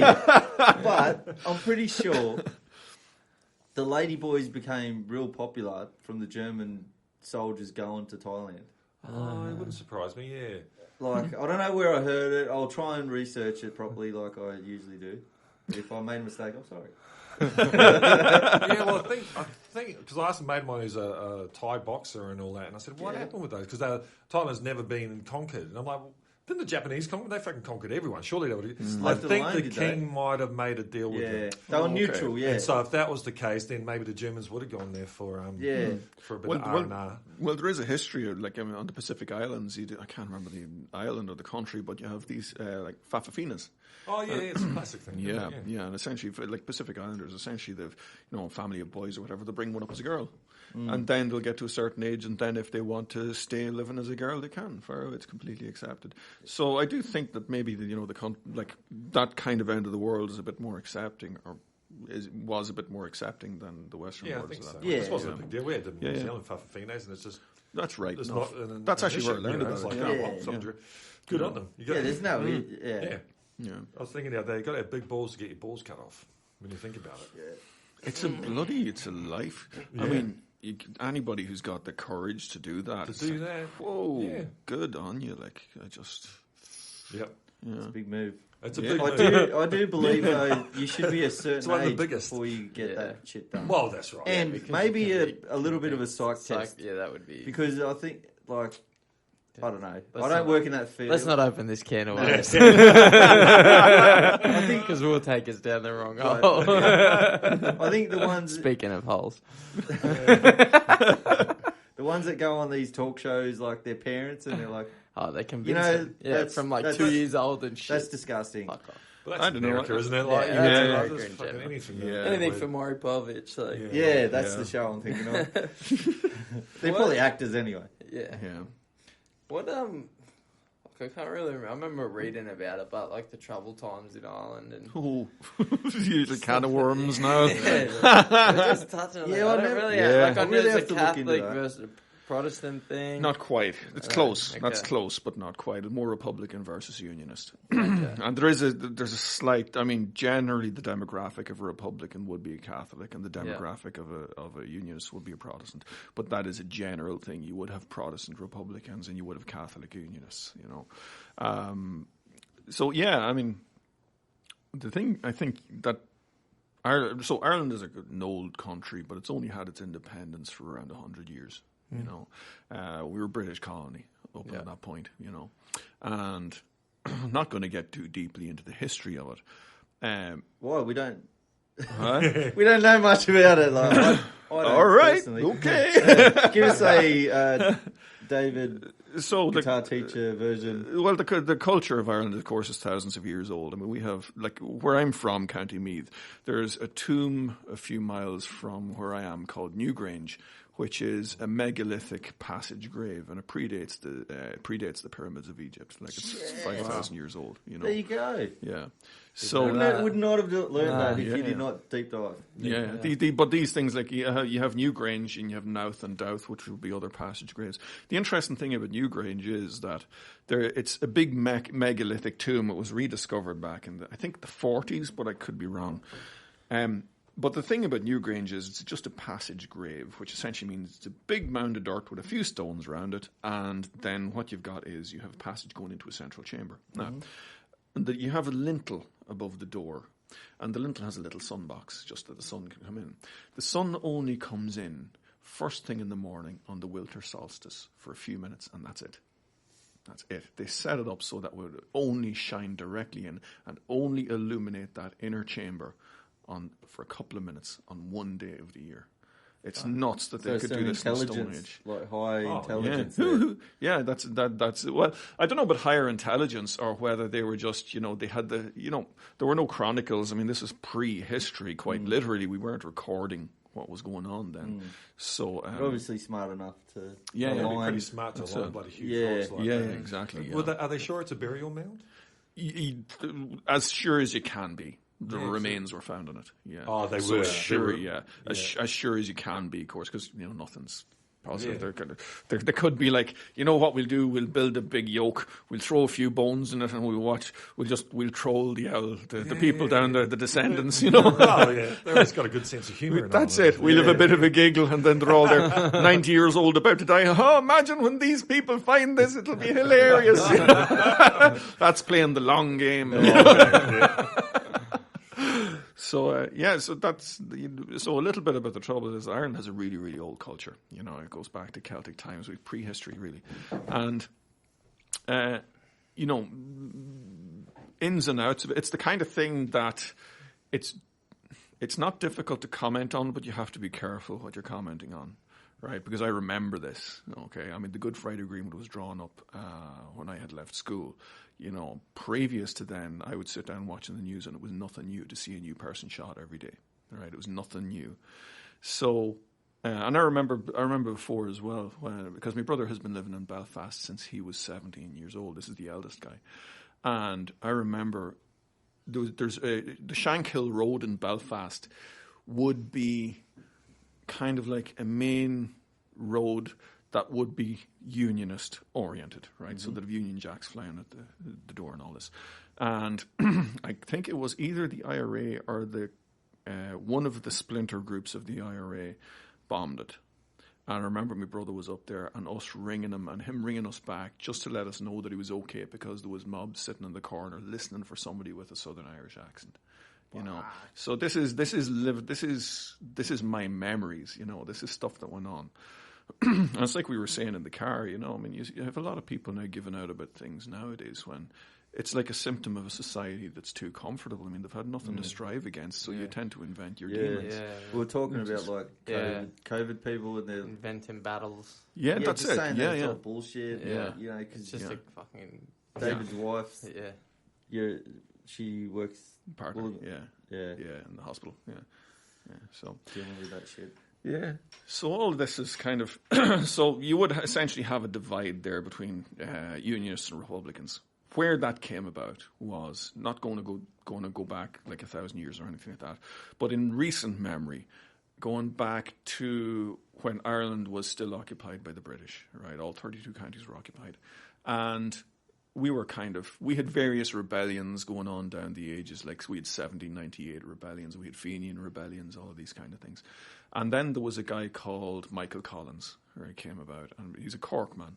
And Michael Collins, essentially, from what I know, invented guerrilla warfare. So he structured the rebellious forces, the IRB as they were called at the time, Irish Republican Brotherhood. He structured them into these things called flying columns, which were maybe 4 people. And they would go around the countryside, just living from house to house, sleeping in a different house every night. They'd be fed by the locals, and they would go out and shoot soldiers and all this kind of thing. And Mike Collins, actually, he had a mole in Dublin Castle, which was the height of British power in Ireland at the time. So he had a mole in there who would feed him their movements, and then he'd send flying columns off to kill the soldiers and all this. This led to a few things happening. The first thing that happened was that I think it was Winston Churchill at the time set up a force in Ireland called the Black and Tans. And the Black and Tans were essentially criminals who were taken out of the prison system, given guns, and put over to Ireland, right, to sort out the population, to sort this out. So they were responsible for their hated. You go to Ireland, you call somebody a tan, good luck to you. Just that insult goes deep. So you would have like forces like the Black and Tans going about it. Now, eventually, what happened was there was a rebellion in 1916. This is actually before Michael Collins really started the whole flying columns thing. There was a rebellion in 1916. And what happened was it was an unpopular rebellion. People came along in Dublin and they decided, like the rebellion forces decided that they were going to overtake key institutions in Dublin. So they set people in the GPO, which was the post office and all these places around Dublin. And again, not to get to, there's other circumstances, but it ended up only happening in Dublin. So what happened was then the British forces came along, and I think it was something like a week they held off the British forces for, and they bombed the GPO from a gunboat and stuff like that. And then, actually, if you're around Dublin on the GPO, you can still see the bullet holes in the walls. And so what happened was then that all the leaders of the rebellion were arrested, and they were executed, but they were executed piecemeal, so one every couple of days. Now, there's a tradition in Ireland where you have what's called a month's mind mass. So you'd have a funeral. Then a month after the funeral, you would have another mass, which is essentially just don't forget about the dead kind of mass. Mm-hmm. So on the funerals, people weren't really into all this and they hated the rebellion. By the time the month's mind masses came along, people started to view the rebellion in a more romantic light. And that was the thing. It was the month's mind mass which turned the population against what was going on. On top of that, there was a guy called James Connolly who he was injured in the rebellion, and he had to be sat down and tied to a chair before they shot him, So there were a couple of these incidents that really got the populace against it. With the result that Michael Collins started up this rebellion then with these flying columns that I was talking about, and they couldn't catch him. Essentially, they couldn't catch him. So what happened was then negotiations were opened. Eamon de Valera was the guy who kind of negotiated, I'm not going to get into the specifics of it, but essentially what happened was Michael Collins negotiated a treaty with the English saying they wanted to hold on to the 6 of the 9 counties of Ulster, right? Mm-hmm. And the reason they wanted was because they were the most profitable. Like the Harland and Wolff shipyards were there, all of these kind of industries. So Michael Collins said, yeah, right, no problem. We'll come along and we'll give you that if you give us 26 counties back. And that's what happened. So that's the treaty was signed and, all this. Eamon de Valera, who would have been technically Collins' superior, didn't agree to this. He didn't negotiate it, but he still didn't agree to it. With the result then, that's what sparked the Civil War. Right now, the Civil War is one of those things as well. I would know people whose grandparents didn't talk because of it. They wouldn't speak to each other. It was bitter, and that kind of bitterness is kind of manifested itself then in the 1970s because there were various rules against Catholics voting in Northern Ireland, right? So we had civil rights marches in the north in the 1970s and the early 80s for, essentially for Catholics to be given voting rights, the rights to own land, all of this kind of thing. And there were a couple of other things happened, such as there was a Bloody Sunday massacre, which went on earlier in the century, which was marked again by another massacre. There was a whole heap of shit going on again, not getting into specifics. And in the end, the way the Troubles ended was that another incident, I suppose, that's quite important for today's to realise for today's society as a whole, is that you had the IRB, who are Michael Collins' force. They transformed into the IRA. Okay, that's be the IRA that we'd know, right? Who currently would be more interested in drugs than anything else, let's face it. Now, the political wing of the IRA is called Sinn Féin, okay? So you would have had very close ties. The deputy leader of Sinn Féin was a guy called Martin McGuinness. Right, I was getting complicated. He's just fucking footsied me. I'm trying to What's look this? at this. Huh? You're footsying in. Yeah. I'm right here, you know. Yeah, so Martin McGuinness he was rumoured that he was the quartermaster of the IRA at one point. So, a guy whose organisation it was illegal to belong to, a terrorist organisation. And then you had another guy called Ian Paisley, and Ian Paisley was an absolute staunch Protestant reverend, hated anything to do with republicanism. And when the Good Friday, so going back to the 80s, if you had somebody like Martin McGuinness on TV, they wouldn't play his voice. They would do a voiceover, right? Because they didn't want you listening to him, right? Now, this is the Irish. This is not on the British side. This is on the Irish side. Yeah. They wouldn't want you listening to the sound of his voice or knowing what Gerry Adams, who was the leader of Sinn Féin, what he sounded like. So in time, the rules were relaxed and, they were allowed to speak and all this, and they were allowed, you could hear the voices and all this. I remember when that happened, actually, when the TV turned around and they actually started to play the voice, and you're kind of going, shit, that's what he sounds like, I didn't expect that. Yeah, exactly. Exactly. Sounds less strong. That's it, yeah. So what happened then was you had the Good Friday Agreement was, again, this is skirting over a lot of things. Good Friday Agreement was drawn up in the mid-90s. Now, one of the biggest things in the North was that the police force was all Protestant, right? It was the RUC, the Royal Ulster Constabulary. And one of the things that happened with the Good Friday Agreement was that was disbanded and the police force was reformed where they would draw equally from both communities, both Catholic and Protestant. Right, and that was a huge thing that actually got the Catholics on side and got a lot of the Republicans on side. Because before then, they would look to the IRA as the imposers of the law. Now, the IRA couldn't. They didn't have that. You know? So then, in the end of it, Martin McGuinness and Ian Paisley became the best of friends, which is... And in fact, I think one was at the other's funeral. Martin McGuinness was at Ian Paisley's funeral. Ian Paisley's son was at Martin McGuinness's funeral, and I'm not sure if he gave the homily, but he spoke very, very highly of Martin McGuinness. These are people from the opposite sides of the divide, which is why it's galling to me when you look at the US and you see Republicans and Democrats who have never drawn blood against each other, and yet they just won't even listen to the other speak. How spoiled of a child do you need to be? It's just, and I know, I used to work for... I'm not going to get into specifics, but a couple of times, Lord Mountbatten would have been the guy who was blown up in 1980. In 1979, he was blown up. I know the guy that planted the bomb and made the bomb to do that. Wow. These are people, this is my memory. This is not way back, So... it's fresh. That's exactly it. It's still fresh, So, people look at Irish people as kind of happy-go-lucky and all this kind of thing. That's because we know what it takes, The minute you forget that, you're in trouble as a society, And you see that, even getting around there. Yeah. Like when we went over for the, we prepared there for 3 weeks But you see it in the culture too. Like the Yeah. Irish, they're all good fighters. Yeah. They all wear their heart on their sleeve. They're not all, Yeah, all the good fighters are good fighters. but you know what I mean? Like they wear their heart on their sleeve. They all like, they have that thing where they back each other. Yeah, And they're proud of that, like pride in heritage too, I think. Like there's something in it. Yeah. Is it Michael Conlon?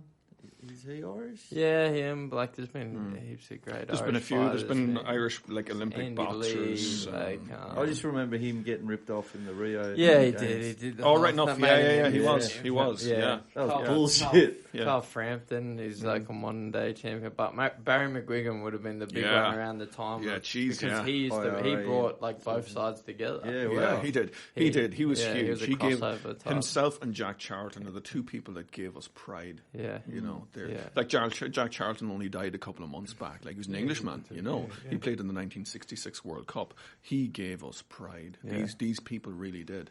And this is the thing. I mean, this goes across culture. I mean, I'm an examiner for the London College of Music. You know, I've got no beef with any English person. I mean, why the hell would I?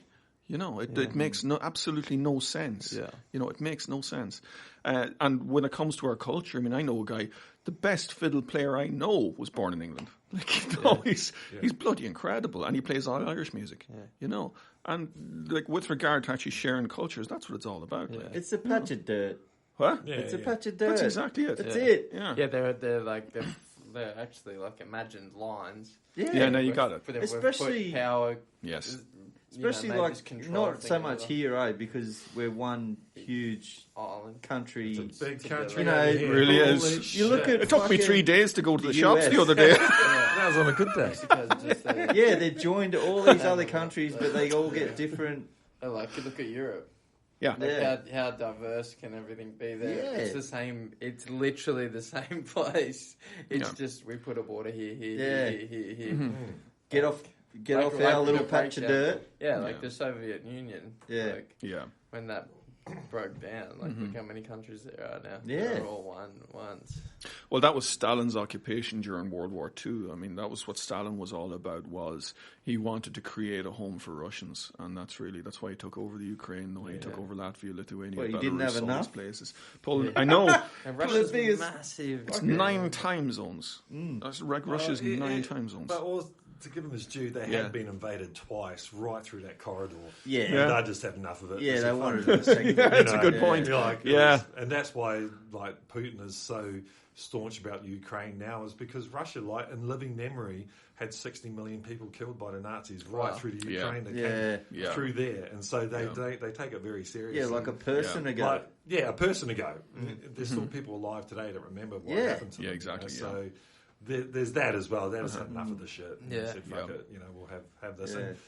And it's reasonable, really. When you Yeah. imagine if there was because there was the Warsaw Pact, which was all, you know, was the Soviet Union basically, Yeah. and then there was NATO, and they were there. Yeah. These two huge pacts to cancel each other out. Yeah. Now, when the wall came down, Warsaw Pact destroyed. It went. NATO should have gone at the same time. It didn't. There was no reason for NATO anymore. It should have gone. That was the only reason there was for the Russians. And there's actually things with George W. Bush. He came out in a speech to all his generals and that. Well, he says, "Well, we can't lay anything at the Russians' feet anymore. So we've got to come up with other. We've got to come up with other people, you know, to lay it at." And it was the Arabs and it was the Chinese back then and stuff. And you know, the first thing that happened when the wall came down, the Yanks invaded Iraq. They couldn't have done that if the wall was up, because Russia was there and it would have been nukes and stuff, you know. So when you get into the real deep... What a sordid history. Oh, it's a sordid history. is. And It it's elites. It's everyone else. There's a good Yeah. poem. The elites, yeah. There's a poem I've been listening to from a guy in New Zealand called James K. Baxter, and it's a line about a Maori soldier and he's dying in Vietnam. And he realised what it was about in the Viet Cong's blazing eyes. We fought for Coomera, he fights for rice. Yeah. And what is it? There's a line where he says... Was this written by the soldier? Or No, it's written by a Kiwi Kiwi guy. poet. Yeah, James K. Baxter. And there's... all I found in Vietnam was mud and blood and fire, and I watched the Yanks and the Reds murdering the poor. That's all it was, man. You know, there's the people that get killed, and then there's the elites that don't really. Yeah, know. exactly. You know, Exactly. in Ireland, I think if you look at it, they're the famine, the Englishmen over there, like, because I'm the Irish. But Jesus Christ, if you're Irish, you're a piece of shit, and they let you starve and took all the salmon and stuff. Like, there was a potato famine, but they still had shitloads of other things there, but they weren't allowed to eat it, When you think of Ireland, you think of soccer or football, whatever you want to call it. Gaelic football. Fucking fighting, drinking Guinness, and potatoes. Jeez, I've got a lot to live up to. That's basically my weekend. That's what you think of. Like, I never really looked into poetry, man. Like Irish W.B. history, Yeats is the greatest poet of the last 100 years. He's fantastic. They're charming motherfuckers. Yeah. And I've never really met, like...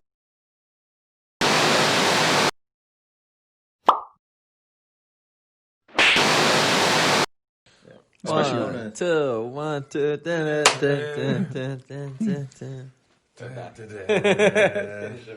we're back. Yes, we are back. What just happened? That was a weird break. It was. Yes. Well, witnessed some old-timey boxing. Yeah. To be honest, they didn't look too bad for their age, but that's definitely why you should retire and stay retired. Yeah. Well, if they weren't even on top when they're both finished, but they should have stayed finished. Preferably on top. Yeah. It's a good spot. I mean, I didn't say anything rude. No. It was entertaining. It was. Wasn't It was awful. a spectacle, it was crazy to watch them together. Yeah. Do you think Tyson kind of backed off a little bit? I definitely, I think he hit him with a good shot to the head and thought, I'll probably put him out. I like this guy. I better not injure him. Yeah.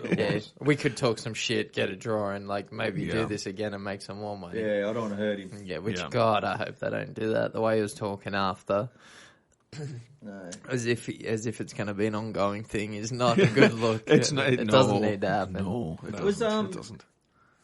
What's the drug testing for boxing? Nevada, is it? No, it's what's the commission? WADA, World Anti-Doping. Were they a part of the fight? Were they testing on everything? They were tested for steroids. I wonder if they were just doing tests or something. Because I don't know.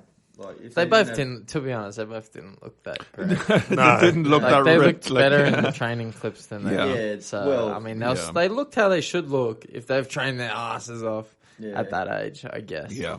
Because I remember sloppy. UFC used to allow a certain amount of test. Yeah, no, WADA wouldn't because WADA's the World Anti-Doping, so that's if that was that's the same as the Olympic testing. So they've got a standard to hit, and they cannot compromise that standard. What the organisation says, that's what like it would be. So are they automatically contacted when a fight's going to kick off, or what's WADA? What was it would come down to exhibition, which is weird. So it'd come down to the organisers putting it into place because each state has its own. I think its own. Or each commission would have its own doping laws because we don't have a national. Boxing doesn't have those national commissions that control everything. Each individual place has its own set of rules type thing. Yeah. So you're fucking opening up a can of worms, Willie. Yeah. And it's like going through Icarus, that doco. It's too much. It's hard to get your head around any of it. I was just wondering if they even it makes sense on board. Because if it's I feel like they just talked about it, maybe. To be like, look, we're legitimately training. We're definitely not using anything to strip weight. But they looked, I don't know, they didn't. Yeah, they just looked like they trained. Because Roy had some boobs going on, a bit sloppy around the waist. Yeah. Tyson's muscles are pretty sagged. Even just a little bit of test isn't going to transform your body. It's just going to. No, it's going to help them recover. Yeah. But they sounded like they were struggling with recovery and stuff anyway. That's what both talked about, the days off. If Mike Tyson hit me, I'd fucking struggle with recovery. Roy was standing. I'm 10 years younger than these guys, so. He must have. I'm telling you, his colon was going to fall out. Don't fart. Yeah, definitely. Maybe it was one of those situations. Like, have you ever heard Bill Hicks talking about what happens when a new president is elected? Have you ever heard that? Nah. Basically, the new president is elected, and they bring him in, and they bring him into a room, and there's a load of guys smoking cigars, and they show them the JFK assassination for a different action from a different angle, and then they say, "Okay, any questions?" You know what I wonder about that? Because every time there's a fucking new president running, they've got all these grand schemes. I'm going to change everything. Yeah. They get in and just go, okay, I'll follow the rules. I know, but you But can they only have do to. what It's the sales pitch. That's but you within can the only realms of the job, right? That's it. Yeah. But you can also only do what the checks and balances will allow you to do, That's like it, Congress and the Senate. You can only do what they allow you to do. So. Basically, you don't get the gig unless you're part of the scheme anyway. Yeah. That's right. If you're not a Wall Street stooge like Bernie Sanders found Yeah, out. fuck. That's why Sanders never got. That's why he he's would never get it. Yeah, because you're part of the clique. Doesn't like Trumpy and who Biden. There's not really that much. Yeah, Trumpy mouths off a lot more and all that shit, but really, Wall Street's still going to win. Biden's like the extra from The Walking Dead, though. Let's face it. Yeah. He's on death still. Yeah. Surely So- that can't be the best that country can produce. He's not. you He's know, really yeah. not. Why do they look to the Well, Scott elderly Morrison's not demented? out there. Is it? You know, They're easy to give a script Ralph to, Wiggum. Yeah. I don't know. Maybe, like, absolutely. like shit. The elderly and the demented. I forgot. I lost it. I just lost what I was going to say. Don't worry about it. Goddamn CTE. What bring you to Australia, like, of all places? On the second time. Yeah. Okay, this is But like the you're back. sequel, isn't it? Yeah. Yeah, it It's is going to a be sequel. even better, folks. There's going to be dragons in this shit. Like, So I went to Thailand as part of a drug ring. that's it. Yeah. Doing the Golden Triangle. That was it. So I was thinking of kind of spinning you some shit here at this point. Just saying, there were like, there was a Balrog in it and stuff. But no, what brought me here was that Ireland is a great country. It just doesn't suit certain people, and I'm one of those people. That's all it is. Now, it's a very difficult thing for somebody to say that you're proud of your Irish heritage. I mean, I didn't build no Newgrange. I didn't. It's quite difficult to say that you're proud of this stuff. Yeah. But I do feel a kind of a warmth when I think of what Irish people have done through the ages. I think that's the best way that I can clarify it. It's just unfortunate that the country just does not suit me. And that's purely me. That's not on the country, Yeah. And it's. I think part of it comes from, like, I mean, I first travelled in 2002 and came back, and everyone tells you how difficult it is to go and how difficult it is to leave your family. And that was quite literally my first trip outside of the country, and I decided to go half the world away, and did it for a year, and did it for twice more after that. But everybody tells you how difficult it is to sense that form of isolation, but nobody tells you how difficult it is when you get back. Oh, that's the the change thing. that happened. Nobody, because nobody talks about it. Nobody says, because then there's a different kind of isolation kicks in. Because not saying you've seen things like you're in fucking Nam or something like that, it's not like that, I wasn't sitting here with, my time in Cambodia, visiting Siem Reap and Angkor Wat, walking around with thongs on. That's it. Yeah, exactly.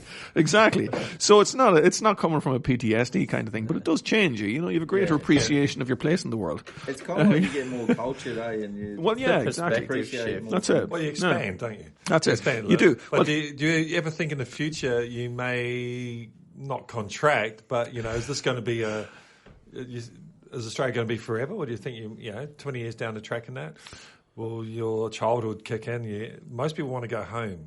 Yeah, no. Eventually at some point, like I'm a Kiwi. That's just what I was going to ask you. And my children are Australian, my wife's Australian, so I'm here. Yeah. But I do get pangs every now and then, like I find I have to go home at least every once every 5 years. Otherwise, I'm a bit of a mess. It's weird. Yeah. And Ireland is very similar to New Zealand. It really is. Yeah, it really is. Yeah. I mean, we have a similar outlook on a lot of things. Yeah, it is. Not just the way the place looks. They look similar, but the actual attitude of the people is really similar. The attitude of the people is very similar in that, I think in New Zealand, the Maori tribe were the only tribe never to be conquered with the English. They were never technically beaten, even though the Treaty of Waitangi is what it is, But, we do have that in the fact that, hesitate to use the term colony when it comes to New Zealand, but there is a shared way of being through that as well, So and similar population, similar, not a similar size obviously, but a similar kind of population. Size 4 million in New Zealand. I think 5 million in Ireland. Yeah, but roughly 5.5. It depends. I haven't looked at census figures in a while. But I feel that anyway. But I'm so close to New Zealand is I can be an Australian and a New Zealander, and it's just not a big deal. Yes, I think I can carry both. That's exactly it. I'll carry both. I'm never going to give up my Irish passport, but I will apply for Australian citizenship when I get here, and I'll hold both because practicalities. Let's face it. If I have an Irish passport, any kids that I have can go ahead and study within the EU. Yeah. That's a hell of a thing, right. And they can travel freely within the EU, which is another thing. We're not looking at you, UK, but there's a practicality to that is very, very. It's very sensible, Yeah. And then within Australia, if you have an Australian passport, you can travel freely between Australia and New Zealand, essentially, you can, So there are a lot of positives to the situation that I'm in. I think, yes, I will constantly go back. Yeah. Do I get nostalgic? No. No, you don't? Okay. No. And I think part of that is because I'm comfortably isolated. Okay. No, it's a weird way to think. Essentially what it means is that I'm close enough to touch because, I give Skype lessons in Ireland still. Yeah. There's two guitar teachers over in Ireland that I teach. There's students that I teach in Ireland currently. And what I found is that I can still have a chat with them and satisfy my Irish way of being. Oh, yeah. And still come away from it with my core sense of self intact. Okay. Yeah. And that's a very cool. That's a very strange. It's don't know if it's unique. There's 6-7 billion people in the world. It's not unique. Yeah. But it is something that I haven't come across before. I will never. I was angry. If you had asked me that 10 years ago, I'd have given you a very different answer. I was an angry guy back then. Most of that anger was directed inward, but I was still an angry guy.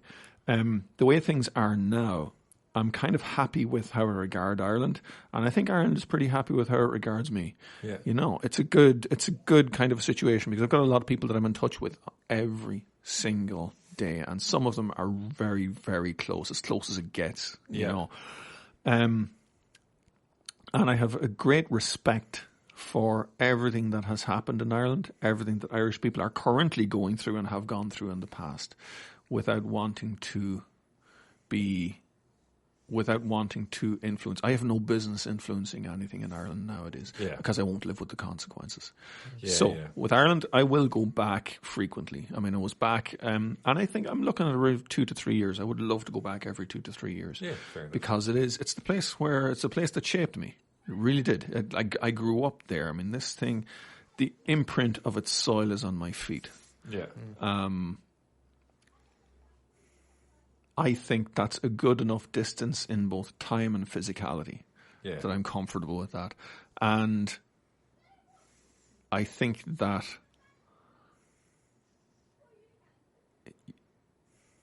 it's kind of hard to put this into words, really. I'm going to search for this for a second.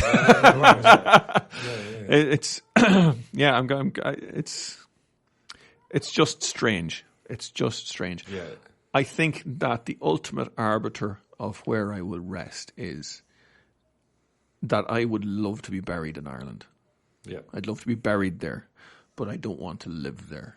Wow, yeah. That's what it is. Now, the idea of burial, it kind of comes back to how Australians deal with death and how Ireland deals with death. They're very, very different. They're completely different. Very different. Yeah. I think Ireland has more in common with New Zealand and how it deals with death, with the marae and mourning of the marae and all of that. The tangi and stuff. That's exactly it. What's the Irish? So what we do is, I mean, Ireland was a very religious country going back maybe even to the early 1990s, because and the reason I say that is because the Life of Brian, that Monty Python movie, that was banned in Ireland until the early 1990s. Yeah, it was banned as blasphemous. Really? Yeah, it was banned as blasphemous. They kind of hammer the Irish Protestants and. Yeah. It's ironic, isn't it? It is, Yeah.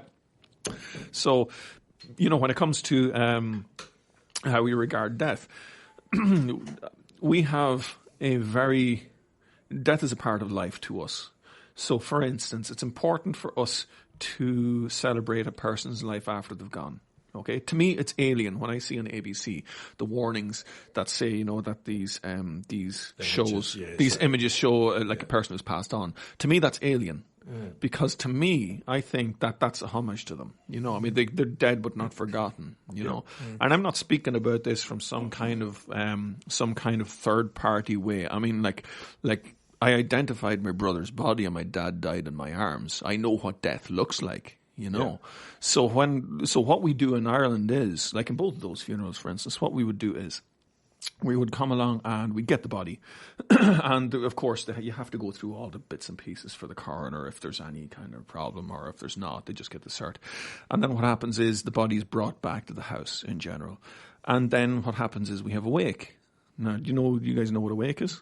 Yeah, okay. Well, it's like I've seen our type of wakes, but I don't know what. Right. Well, what's your type of wake? I'm curious. It's like a celebration, and kind of eating, drinking, talking to relatives. It's normally after the funeral, though. Yeah. Oh, it's after the funeral. Okay. After the funeral, we get on the piss and chat about the piss. Straight after, about Gotcha. What we do is we have the body in the house, and we will kind of have a bit of a celebration over the body. The coffin will literally be in the room, open casket, and we'll sit down, and that's usually when the whiskey is brought out and stuff. And some people don't like alcohol in it, so they'll have tea and all this kind of thing, and that's cool. But what we'll do is we'll have a celebration. We'll talk about the person as they're in the room. The only difference is really that they're dead, but we'll talk about them. We share stories and all of this. Yeah. And that happens like for a full night. Now, the big thing about a wake is that the body should never be left alone. There's always got to be somebody with the body, right? And that was quite a big thing for us when we were growing up in rural Ireland. So, you'd have somebody like all night this goes on. And then the next morning, what happens is the body would be brought to the church. And then the body is left overnight in the church again. And then the day after that then is the funeral. And then once the funeral is done, you all go to the pub and have a big old hoolie. But it's quite literally a celebration. It's not, you do have times when it gets rough. So for instance, when the body is about to be brought to the church and they have to close the coffin, that's a bloody rough time, because you know in your head that this is going to be the last time you're going to see this person. So that's a rough time, and then afterwards it just turns into a celebration. It's like people come up to you and you are a little bit dazed, don't get me wrong, but it's the right kind of dazed, and it's filled with positive memories. I think by not talking about death, you're ignoring a very, very significant part. Yeah, we don't. Of your humanity. Australia's terrible We're at fucking funerals. terrible. I've only really been to one. One. My pop's funeral. On your pop's funeral was a reasonably good one. That was heavy for me, though. That was the first funeral I ever went to. I was like, holy shit. How old were you? Fucking 30? Yeah. Jesus, okay. Yeah, I've been sheltered. My But everyone lived forever. Yeah, that's it. I've been lucky that everyone has lived forever. I think you have to accept that, your time is limited. Yeah. And there's a dual purpose to that, because not only does it mean that you accept what you've got and you accept your lot a little bit better, what it also means is that because you realize your time is limited, you can sit down and say, right, what bloody use am I going to put with my time on earth? Because everybody nowadays, it seems to be trendy to be an atheist. Now, I'm not religious at all, don't get me wrong, but the thing about that is then after you die. So what does that lead you down the path of no conscious morals for your actions? Because ultimately you're going to die and you're not going to care. It's like, that's no way to live. No. Why don't you so I think that once you acknowledge that death is there and you have a sense of your own mortality, well, then you can get you can Get set stuck yourself. into it, You can can't get you? shit done. Yeah, you get know, shit done. you can Yeah. get shit done. Try and make it a better Yeah. place. Is it At least agnostic? some mark. Agnostic. I'm kind of am. Yeah. Well, Is that the believe in the universe kind no, of? agnostic No. just means you believe it when you see it. Like That's basically, it, yeah. Yeah. That's, Which yeah. is, I'm a multi-angular agnostic. I don't believe in anything. Like, until but it's there. Yeah. yeah, well, even when it's there, is it really there? Like the whole, Yeah. the whole thing is in our head. You're just. I create this whole room in my head. Yeah. From You're in the images- Matrix. Yeah, from it is. The whole thing is a matrix, and so you wake up. Yeah, it's funny, like moods and mental health, and some days you wake up, you're fucking top of the world. And other days you wake up, and you're not. Yeah, You're at the you're bottom in of a it. Nothing's fucking changed. Yeah. It's funny Yeah. you say that Yeah. about it's in Yeah. your head because I was having a conversation. This guy I work with, he's like going, "Oh, it's so stressful and that," and I'm like, Yeah. stress is only in your head. Like you're choosing to be stressful. Yeah. The situation's not stressful. Yeah. It's just your Oh, I'm 5 mindset. minutes late. I'm like, oh, fuck. Yeah. You- Oh, shit, you got to be at the gym in 2 minutes. I'm like, that means I got 2 minutes to leave. yeah. Like, I'm not Yeah. driving to the gym. I'm like, oh, I got to be there. Yeah. It's like, it's 5 minutes. Mike's Yeah. cruisy. Away, Yeah. it's Yeah. like- Whereas Mike Em Tyson would be last year. panicking. Like, Yeah, he it's is. different. It is just open to Yeah. perception he gives- or interpretation. Is Yeah. probably the It better, is. Yeah, better you could word. bloody, It's like- you could die in a car crash on the way to the fucking gym. Yeah. What was that all about? Yeah, You for know, what? like, To be it's fucking yeah. It's ridiculous. good to be Exactly punctual, it. but Yeah. not at the point of risking other people. Well, what I'm saying is the state. You're not going to work Yeah, yourself yeah. into a Yeah. state. It's not going to Yeah. make Something any that's difference. now is it's it? done anyway. I think you got to Yeah, make yeah. sure. I think you got as you go through life. I think you got to make sure your footsteps are the right size. Yeah. So they're not too big and they're not too small. Yeah. Donald Trump is a perfect example of whose footsteps are too big. And the smartest guy you've ever known, the guy with the high Q of 200 who's currently living homeless, he's the guy whose footsteps are too Yeah. small. Yeah. So you got to strike a balance with Yeah. this. You know. Yeah, that's not a bad way to look at it. Yeah. Yeah. Fill your shoes, people. That's a bit of that. Yeah, That's exactly. That's that Irish wisdom. Yeah. Yeah, that's deep. Twiddly dee potatoes. Fuck you. Another Man, it's going in your face all the way. So.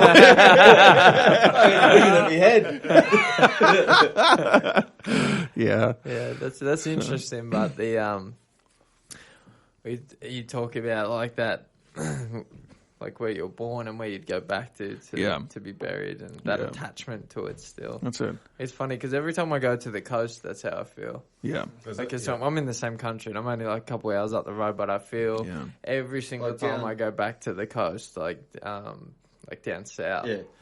like that's where I feel attached Yeah. to. Like, You I belong. always say to Em, Yeah. like, this is where like I want to live here. Yeah. And life's like that's where I feel at my best kind of frequency, if you like. I'm just now I Yeah. remember who I am and what I'm actually about. I don't have any of As that. soon as I go away from that, I think I'm nomadic as fuck, maybe.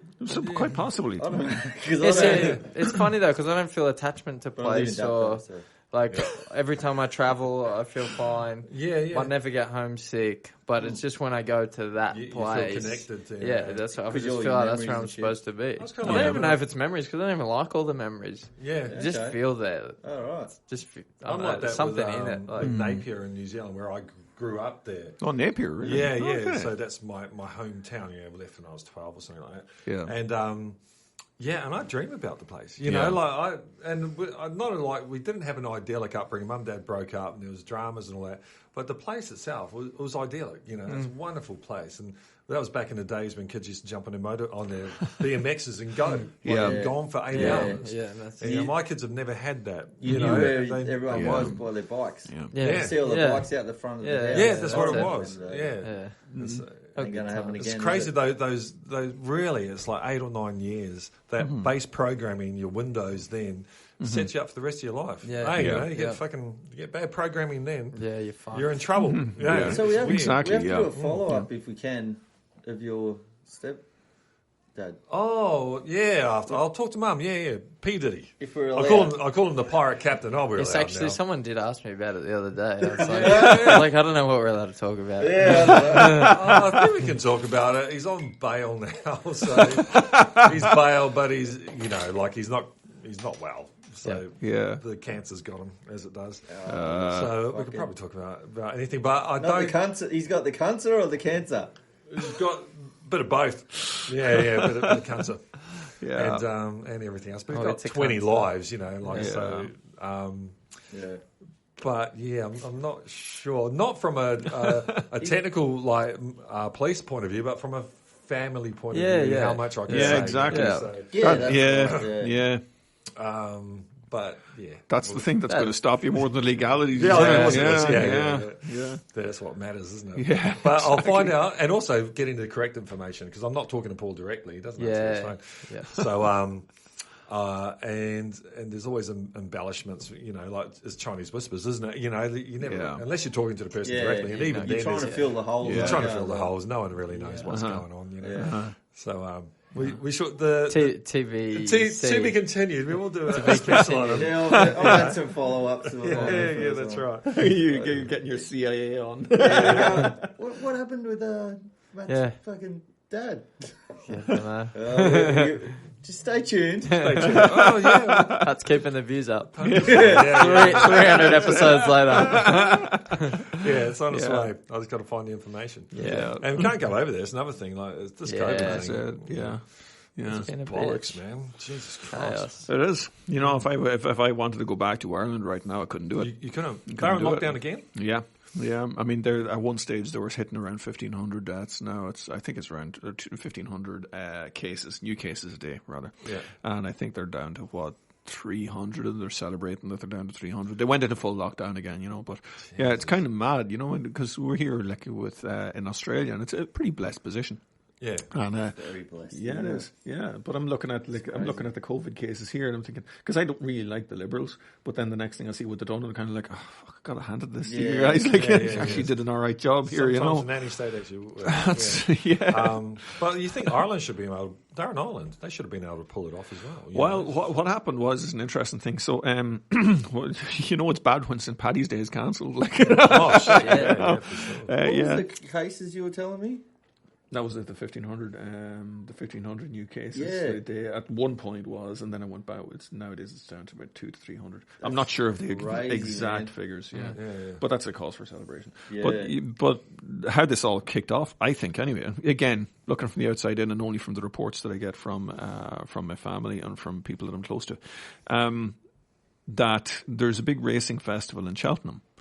And it's an international racing festival, and Irish horses do very well there. So a lot of trainers go over there, but a lot of Irish people go because when it's €30 to get a flight to England, you're going to do it. And I think the mistake was that they let all of the people that went because Cheltenham happens around about early March. Okay, and I think what happened was everybody went to Cheltenham. It became this big fucking hot spot, and then they let everyone home without quarantine. I think that could be it. I think that could be it, with the result that it just spread right through the country. Now, there is another aspect of this because Ireland is not the kind of our memory of an authoritarian regime is fresh.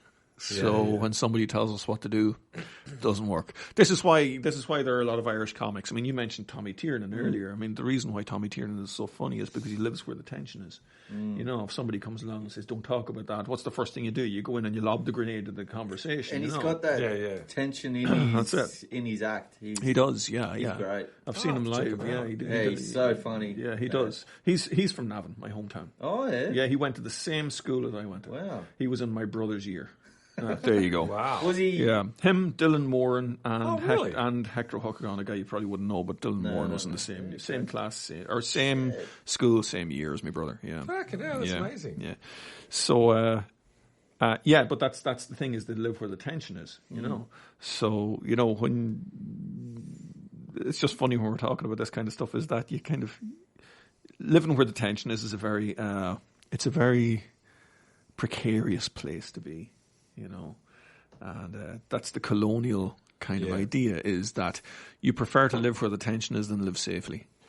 And I've noticed that in myself as well because, is that why you moved to Dapto?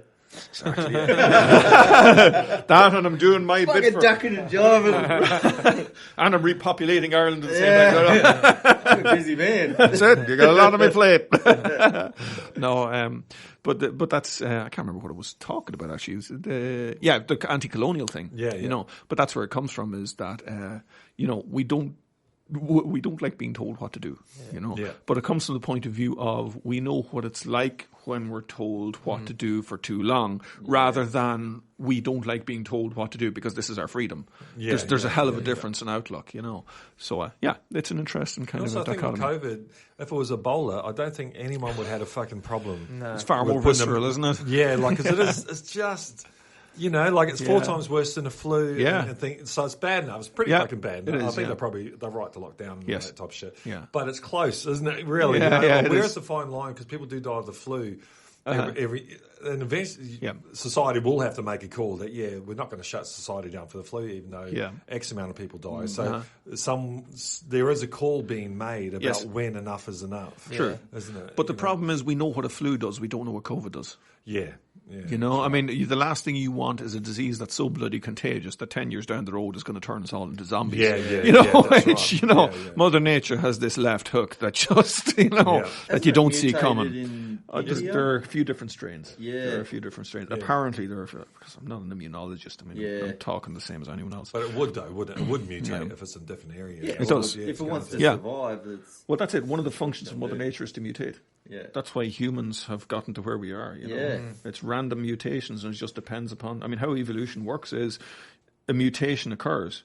Does the person breed? Well, then the mutation stands. Do they live long enough to breathe? You know, this is why something like in vitro encephalo. What? That's how polar bears got wide. Yeah, that's a part of it. Mutation. More camouflage. More of them survived. Therefore, it stayed.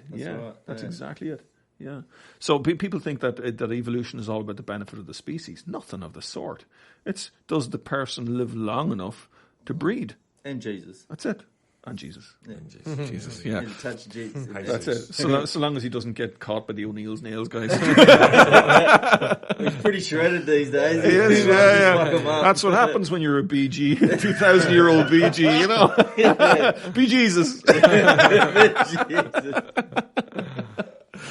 We're living in the tension now, lads.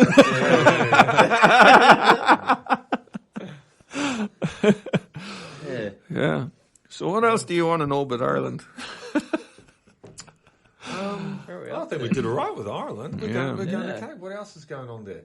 I went there and I found you couldn't go to a pub and sit by yourself. No. It's not possible, man. What do you mean? No. Someone will talk to you. It's like which is great. They were going to fuck you up. No. But even if you wanted to sit by yourself, I don't think it's a possible thing. You know, that's cool. That's really cool. Yeah, because what happens is you go to this. Actually happened to me before. Like when I was in Navan before, and I went up to the bar, and there was this alpha sitting at the bar, and I was there for a friend of mine's birthday. That was it. He was turning 30, so I walked up for my usual, 20 pints of Guinness, 10 for each nostril, and. Efficiency. So it's all about balance. No, you got it. That's it. No, I got it. No, I'm not going to tell that joke. But I walked up to the bar, and which bar was it? The Royal Meath. That was it. The Royal Meath bar. Because Meath is Meath is where I'm from. It's a county. It's one of 26 within the Republic, 32 within the island. All right. And the thing about Meath is there are two counties. There is Meath and Westmeath, right? Westmeath is quite obviously west of Meath. But combined, the two of them were a fifth province. So currently in Ireland you have 4 provinces. You have Leinster, which is in the east, Munster, which is in the south, Connacht in the west, and Ulster in the north. Yeah. Ulster is where the 6 counties were taken from that I was talking about before. Yeah. So there was a fifth province in historical times called Meath, which is a combination of Meath and Westmeath, these two places. Yeah. And traditionally it was the seat of the High Kings of Ireland. So each province would have its king, and then the High King would be seated in Meath, and that was it. Okay, yeah. And it goes back to one of the legends. It was about St. Patrick setting the Easter fire and all of that, and I'm not going to go into that because it's another long story. But hence you will hear talk of Royal Meath. Hence, the High King. So that's where the royal thing comes from. So I was in a bar called the Royal Meath, and I remember walked up to the bar, and there was this fella sitting there. I would have been about 31 or 2 at this point. And there's this fella sitting there, and he's just reading the paper with his glasses. This would have been about 9 o'clock at night. He was having a quiet pint of Guinness, and he was reading. And I walked up to him, I walked up to the bar and just ordered me pint and got me pint. As I was waiting for the pint to settle, I just looked at the paper and I said something to him, and that was grand. He said something back to me, and I walked away from him 3 hours later, going, Yeah. fuck happened? Like, you just have There these, you go. that's it. You know, one thing begs another. You know, Yeah. so yeah, that's it. You The great wouldn't get talkers. that here, would you? That's Nah, it. man, I do should find say that. to fuck off. Yeah.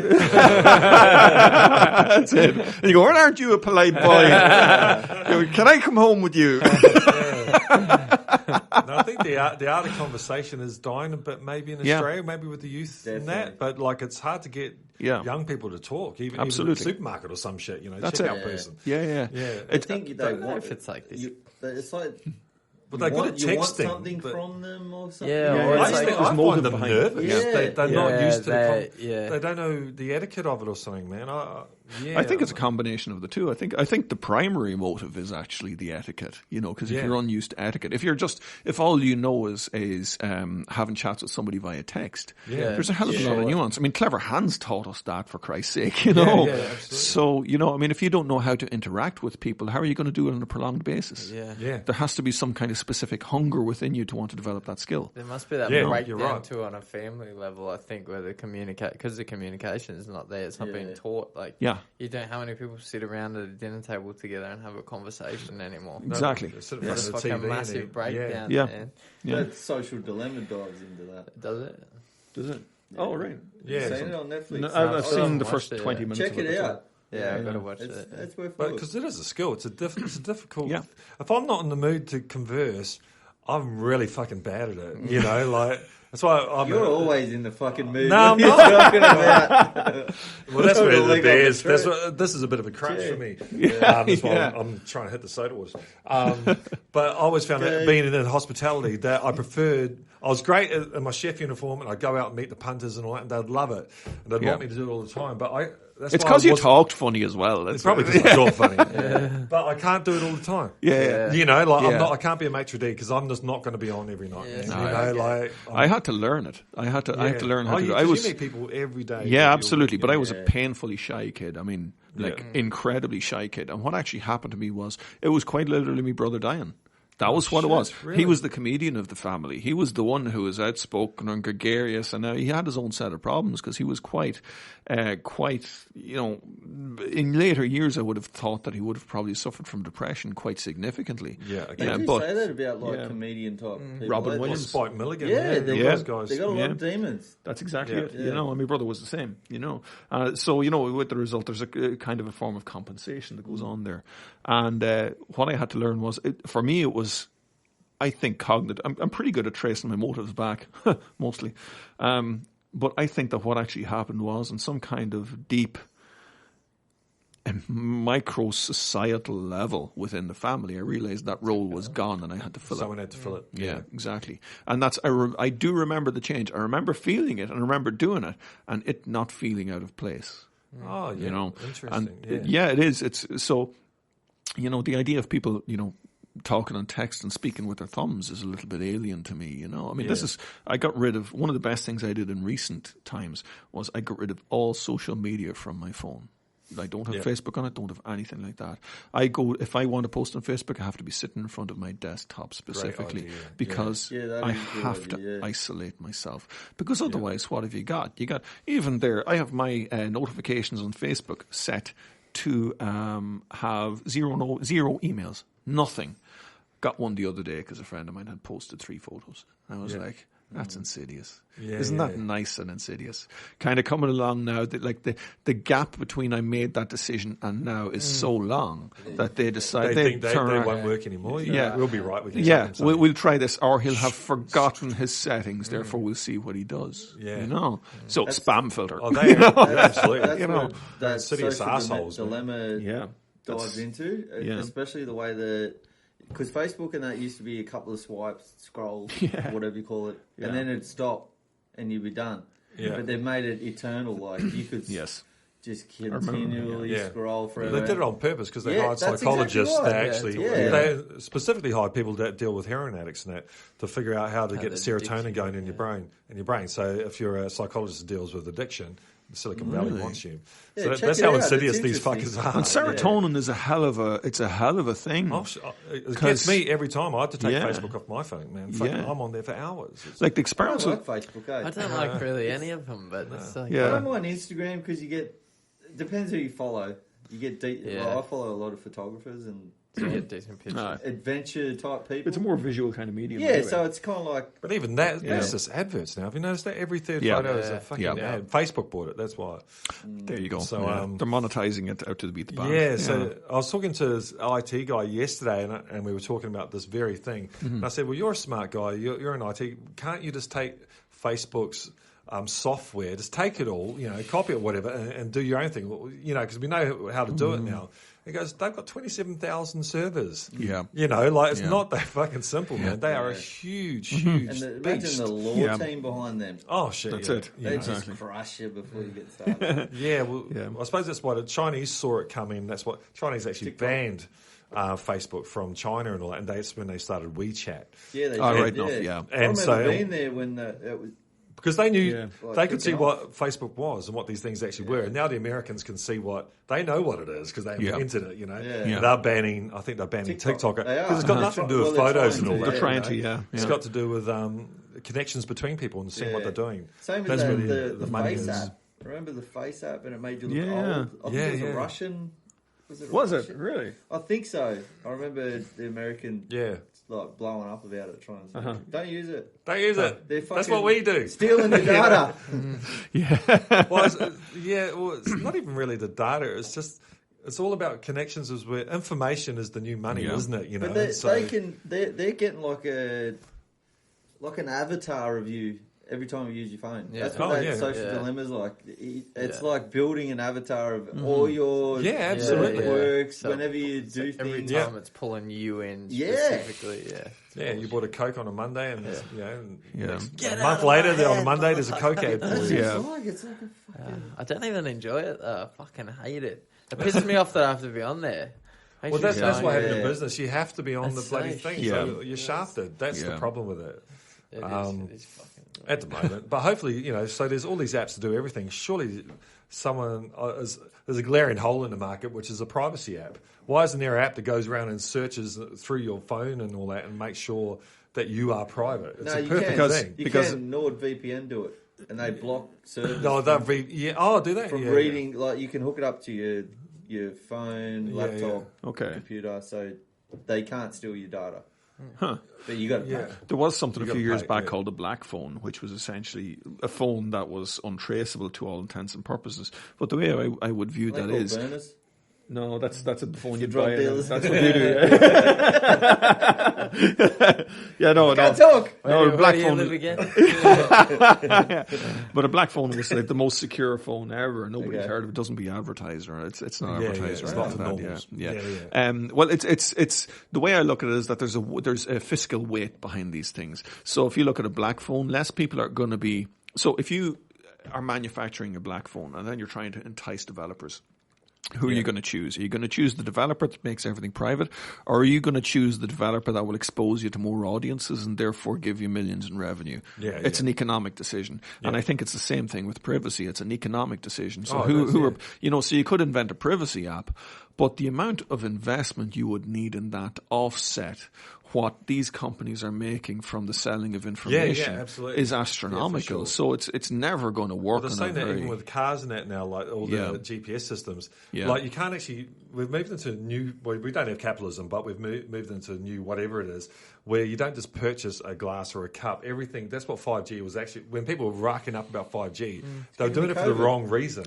Yeah. Well, 5G is because the Chinese system where the government knows everything that you do. The only way they can do that is through 5G because you need a broad network. That's the thing that they want to bring to the West. Is that every camera is going to recognise what you're doing, and there'll be a social credit score. You voted for the wrong people, and you lose something. It's a minority report kind of. Yeah, it's a minority. Yeah. Yeah, we've got this The way real whole the old- dystopian future looking at us. The way my old man put it was like, just say you were a unionist, and then 10 years later, it's on record you're a unionist. Yeah.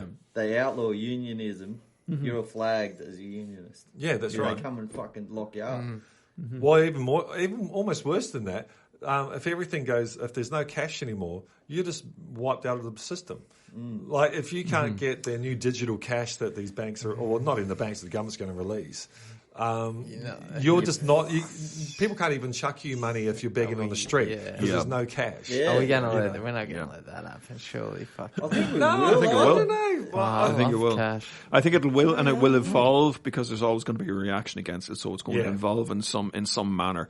But yeah, these things. I mean, if history has proven us anything, it's that we get improvements, we abuse it, then we use it right, and then we improve again. We abuse that. I mean, this is precisely. I mean, if you take something. The atom bomb, for instance. You take the atom bomb, for instance, and, you had the Manhattan Project, and the reason that was developed was because they needed a quick solution to World War II. Yeah. So they went ahead and they bombed Japan twice, and then decided, right, that's grand, we're going to pull back, everyone knows we have it. A couple of years later, the Russians have it, so now you've got a standoff. So then the escalation of that was right through the Cold War. It ended in 1989, and that's a good 40-year distance, It's just 40 years before everything actually settled down, and you had a generational change. So then what happens is now you have a situation where nuclear weapons are not really the talked about thing because everyone knows that they're there, right?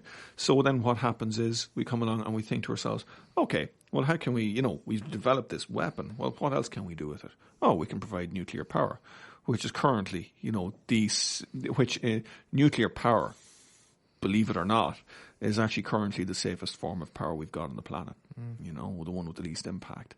And I think it's something the environmentalists miss a little bit, but even the Dalai Lama has turned around and said that environmentalists, all they want to do is save everything. That's not the way things should be, Yeah. So it's an interesting kind of a thing that we tend to take these systems, develop them, abuse them, and then we pull back from and say, okay, now we're going to use it right.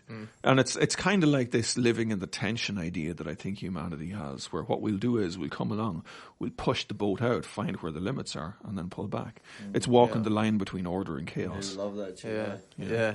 With everything. That's it. Kids do it every day. It's like a yin and yang thing, man. That's exactly what it is. And in every yin and yang, there's a reason why in the yin and yang symbol you have a dot of black in the white and why you've got a dot of white in the black. It's because you can't have one without the other. Yeah. It's balanced, but also you need a certain amount of one within the other because if you don't, you're never going to challenge yourself. That's it.